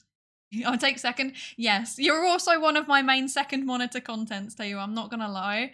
It's like you two, and then who else? I've been having a lot of like one of my artists, Miyukiko. I have their streams on second monitor content quite a lot.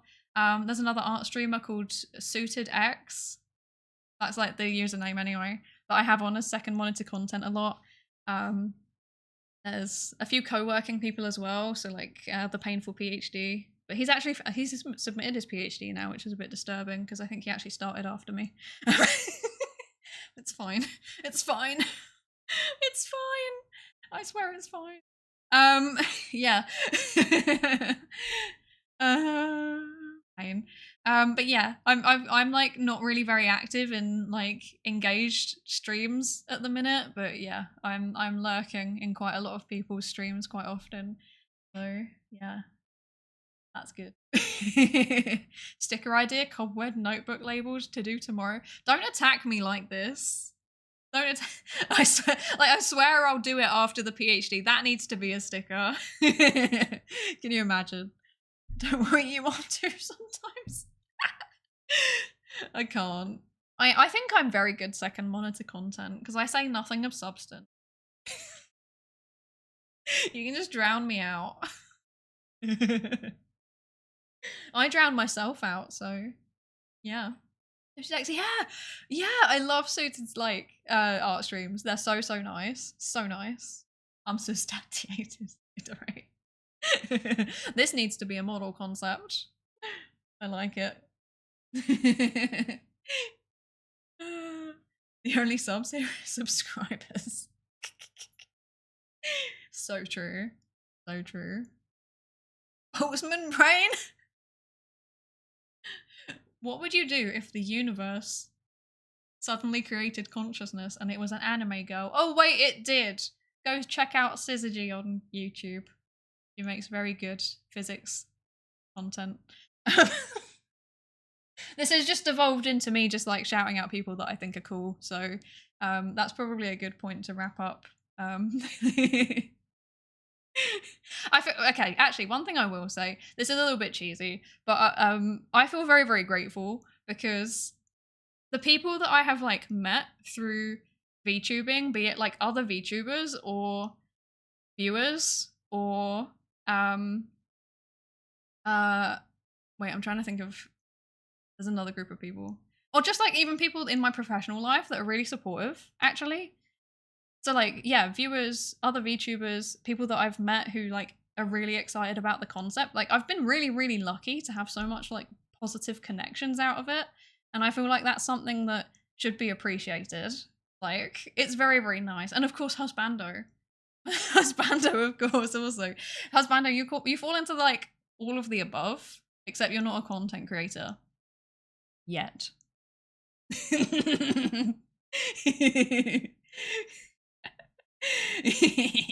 One day. Yet, yes. Yeah, I'm very, very lucky. I feel like I've made like a really, really nice network of like really lovely, supportive, like interesting people. And that's so, so, so cool. Like, and it's wild. Like, also so many people like are literally all over the world. Like, that's so cool. That's so cool. And would not have had any other like way of meeting people like that. And I love that. One day the cubes will rise up. That sounds threatening. That sounds threatening. I'm not sure how I feel about that. I'm glad to have met you too. Oh, thank you. Yeah, seriously, like you know, you and then like obviously the V Theorem gang and like there's so many people like Nico, like Syzygy, really, really cool. Who else? There's too many. Like Phaedra Sarah, she's really, really cool. Like just like mutuals, mostly mutuals. Bobo, you're cool. Yuavko, you're cool. Nightmind, you're cool. Like everybody's cool. Dead Hyperspace, you're cool. Like Robot Teapot, you are like it's just great. It's so nice. It's just a nice network of people, and I feel very, very grateful for that because I know some people can sometimes have like quite bad experiences, but I'm very, very confident that like you know, like worst case scenario, like we got hate raided or something like that. Like I know that it would be fine because you're all solid. Like you're all just legends. It's all good. What a great lab. We've got a great little lab. Yes, it makes me happy. One day I'll borrow 4 of my fans' hits for my stream. I'll raid into you. Imagine that. Imagine if one day we finally convince Husbando to debut and I raid into him. I think this would be very fun. You severely underestimate your following. I keep telling him the same thing. Give the people what they want. we want the Husbando stream. Your energy is attracted to good people and you police the chat. Thank you. Yeah, I mean, I try. We do try. I mean, you say it's not me. Like, I really don't police the chat very much. It's mostly Husbando. He does the bulk of the heavy lifting on policing the chat. I see him telling people off sometimes, but like politely, you know. And I think that's very good. High quality modding. We appreciate that. I just exist. Yes.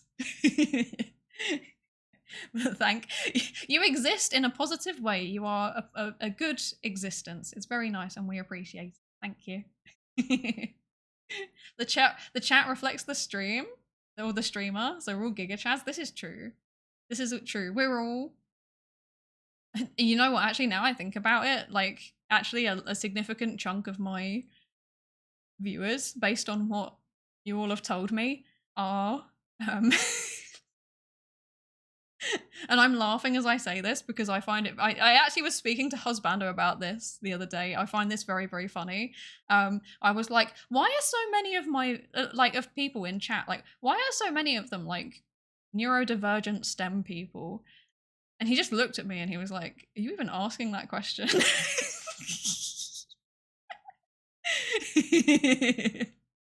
Why are so many of them Linux users? That's true. That has also come up. Why are so many of them Linux users? And then I'm like, wait, I use Linux. Maybe that's why. Oh, it's nice. It's nice. Linux is just good. It is. Yeah, I've like swapped one of my systems back to it again because I Windows. I use Windows where I have to, basically. I use Windows where I have to. I exude Linux energy. I don't know if that's a compliment or an insult. It could be either, depending on the context. It's Twitch, of course, we're not right in the head. I mean, that's one way to describe it. I think it's fun. I think it's fun. It makes it interesting. It makes it fun and interesting. The streams are comfy. See, this is the thing. This is interesting because I don't actively try and be comfy, and sometimes I feel like I'm actually quite chaotic, but maybe it's like chaotic comfy.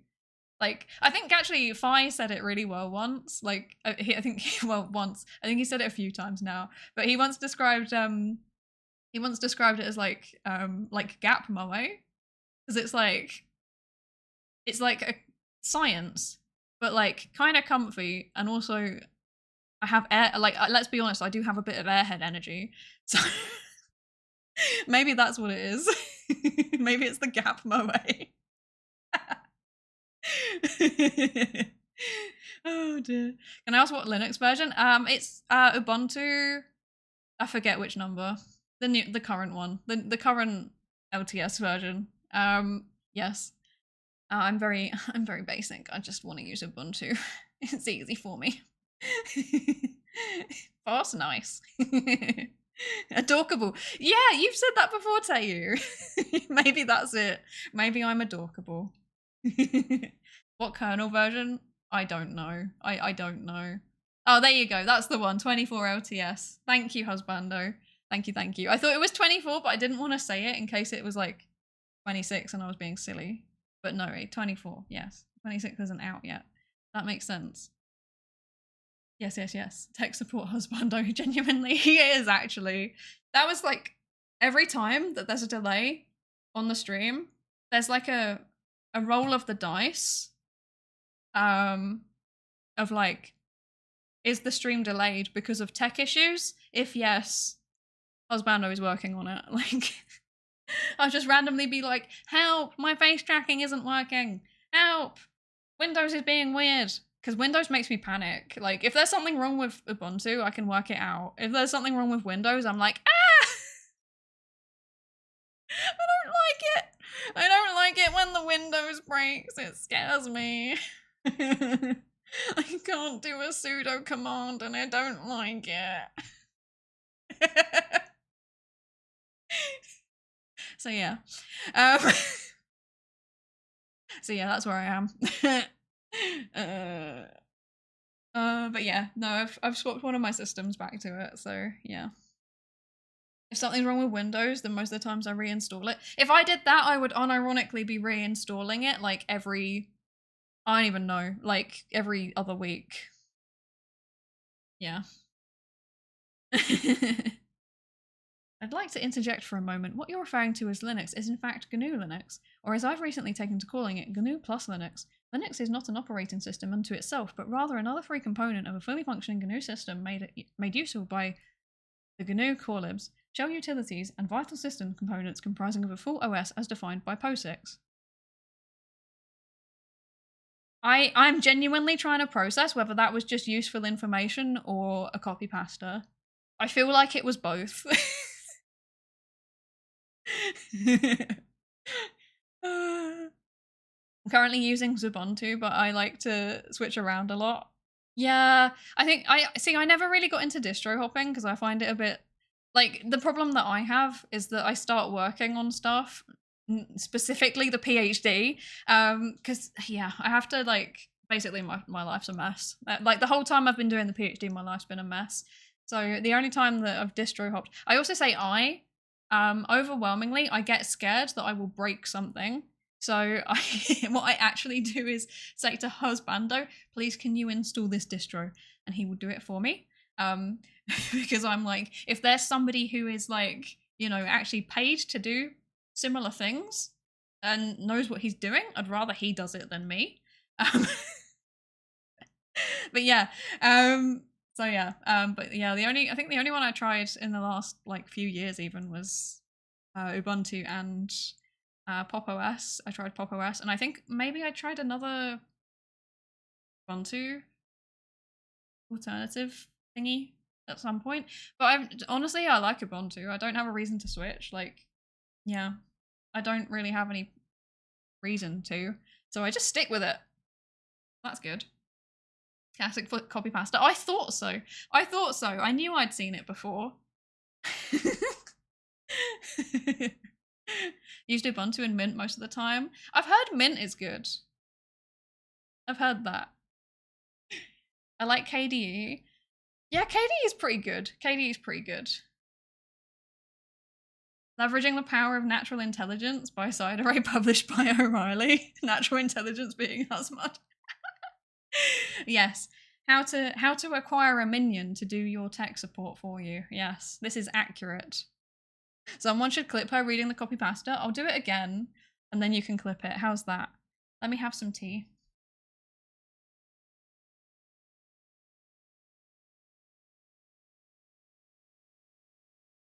I'd just like to interject for a moment. What you're referring to as Linux is in fact GNU Linux, or as I've recently taken to calling it, GNU plus Linux. Linux is not an operating system unto itself, but rather another free component of a fully functioning GNU system made useful by the GNU core libs, shell utilities, and vital system components comprising of a full OS as defined by POSIX.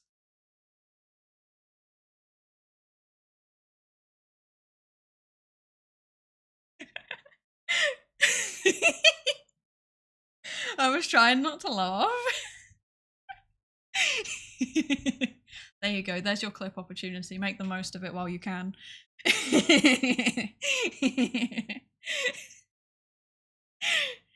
Oh, I should have done the smug face while I was reading it. That would have been better. Oh well, it's fine. It's fine. Okay. I think it is time to wrap up. It is late. I am tired. I have a survey that I am not going to finish tonight, let's be honest. So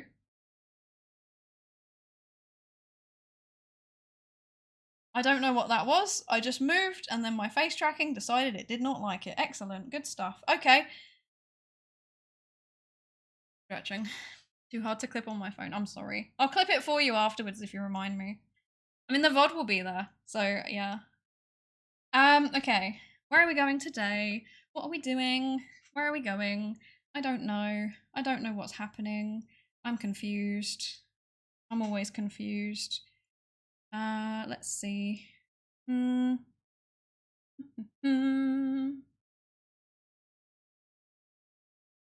also Tiny 11, which is Windows but small and with no spyware. How is that possible? How is that possible? How can it be tiny and with no spyware? That's genuinely interesting. Like, that's impressive. Okay, I have... Where are we going? Yeah, why not? Why not? Why not? Okay, I know where we're going. I know where we're going. Let's do it. Okay. Okay. Going to sleep, probably? That's fair. Me too. Me too. It's very late. Very, very late. Gotcha, Steve. Good fight. Good night. Thanks for the stream. Good luck with work tomorrow. Thank you. Thank you. Thank you. I hope all of you have a good day tomorrow too. Today. And if anyone is affected by things like weather, please stay safe. Okay. Right. Weather being a very broad term. Right. Okay. I know where we're going. Today we're going to go and raid Yuki VT. Yuki is playing Distance. Ooh, what is that? What is that, like Trackmania? I like Yuki. Yuki's another person who... Greetings, sir or madam. We came to submit our grant application. That's pretty funny. That should be an alternate raid message. Remind me. Put that on the Discord and I'll set that up as a second bot thingy. But let's use the main one today. Oh my gosh. Probably a bunch of PowerShell. Oh, that is true actually. Stripped of all unnecessary functions. I think I would like that. That would make me happy. I can proudly announce that I'm your second YouTube subscriber. Let's go! Let's go! We love that. We love that. Okay, yeah, so today we're going to go and raid Yuki VT, who is doing some Distance, which looks like it's similar to Trackmania. But I really like Yuki's streams. I think, you know what? I think that Yuki actually has a kind of similar vibe. Maybe a little bit, I mean, there's still chaos actually. Still quite chaotic. But yeah, I really enjoy Yuki's streams, so we're going to go raid Yuki. Yeah, thank you all so much for joining. This literally just turned into yapping. I was actually planning on like doing something after the yapping, and then I just didn't. We just talked. That's fine. That's nice. Sometimes it's nice to just sit and chat. Wouldn't you agree? I tell you, yap is good. This is true. You do always tell me that yap is good. You do tell me that. We should do this more often.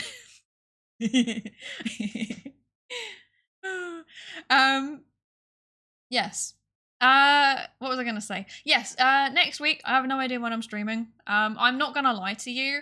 I am now getting into the like super intense period with the thesis. I might actually have to cut it down again in terms of stream frequency for a little while. Because yeah, like next week, for example, like I'm on campus most days. Because I'm doing a lot of teaching as well. So keep an eye out on socials and in the Discord, and also on notifications for whenever the next stream is. Possibly Tuesday. It's normally Tuesday. I don't know though. Anyway, we're going to go raid Yuki. Thank you for joining us. Thank you. And I hope you have a good time zone. Bye. Bye.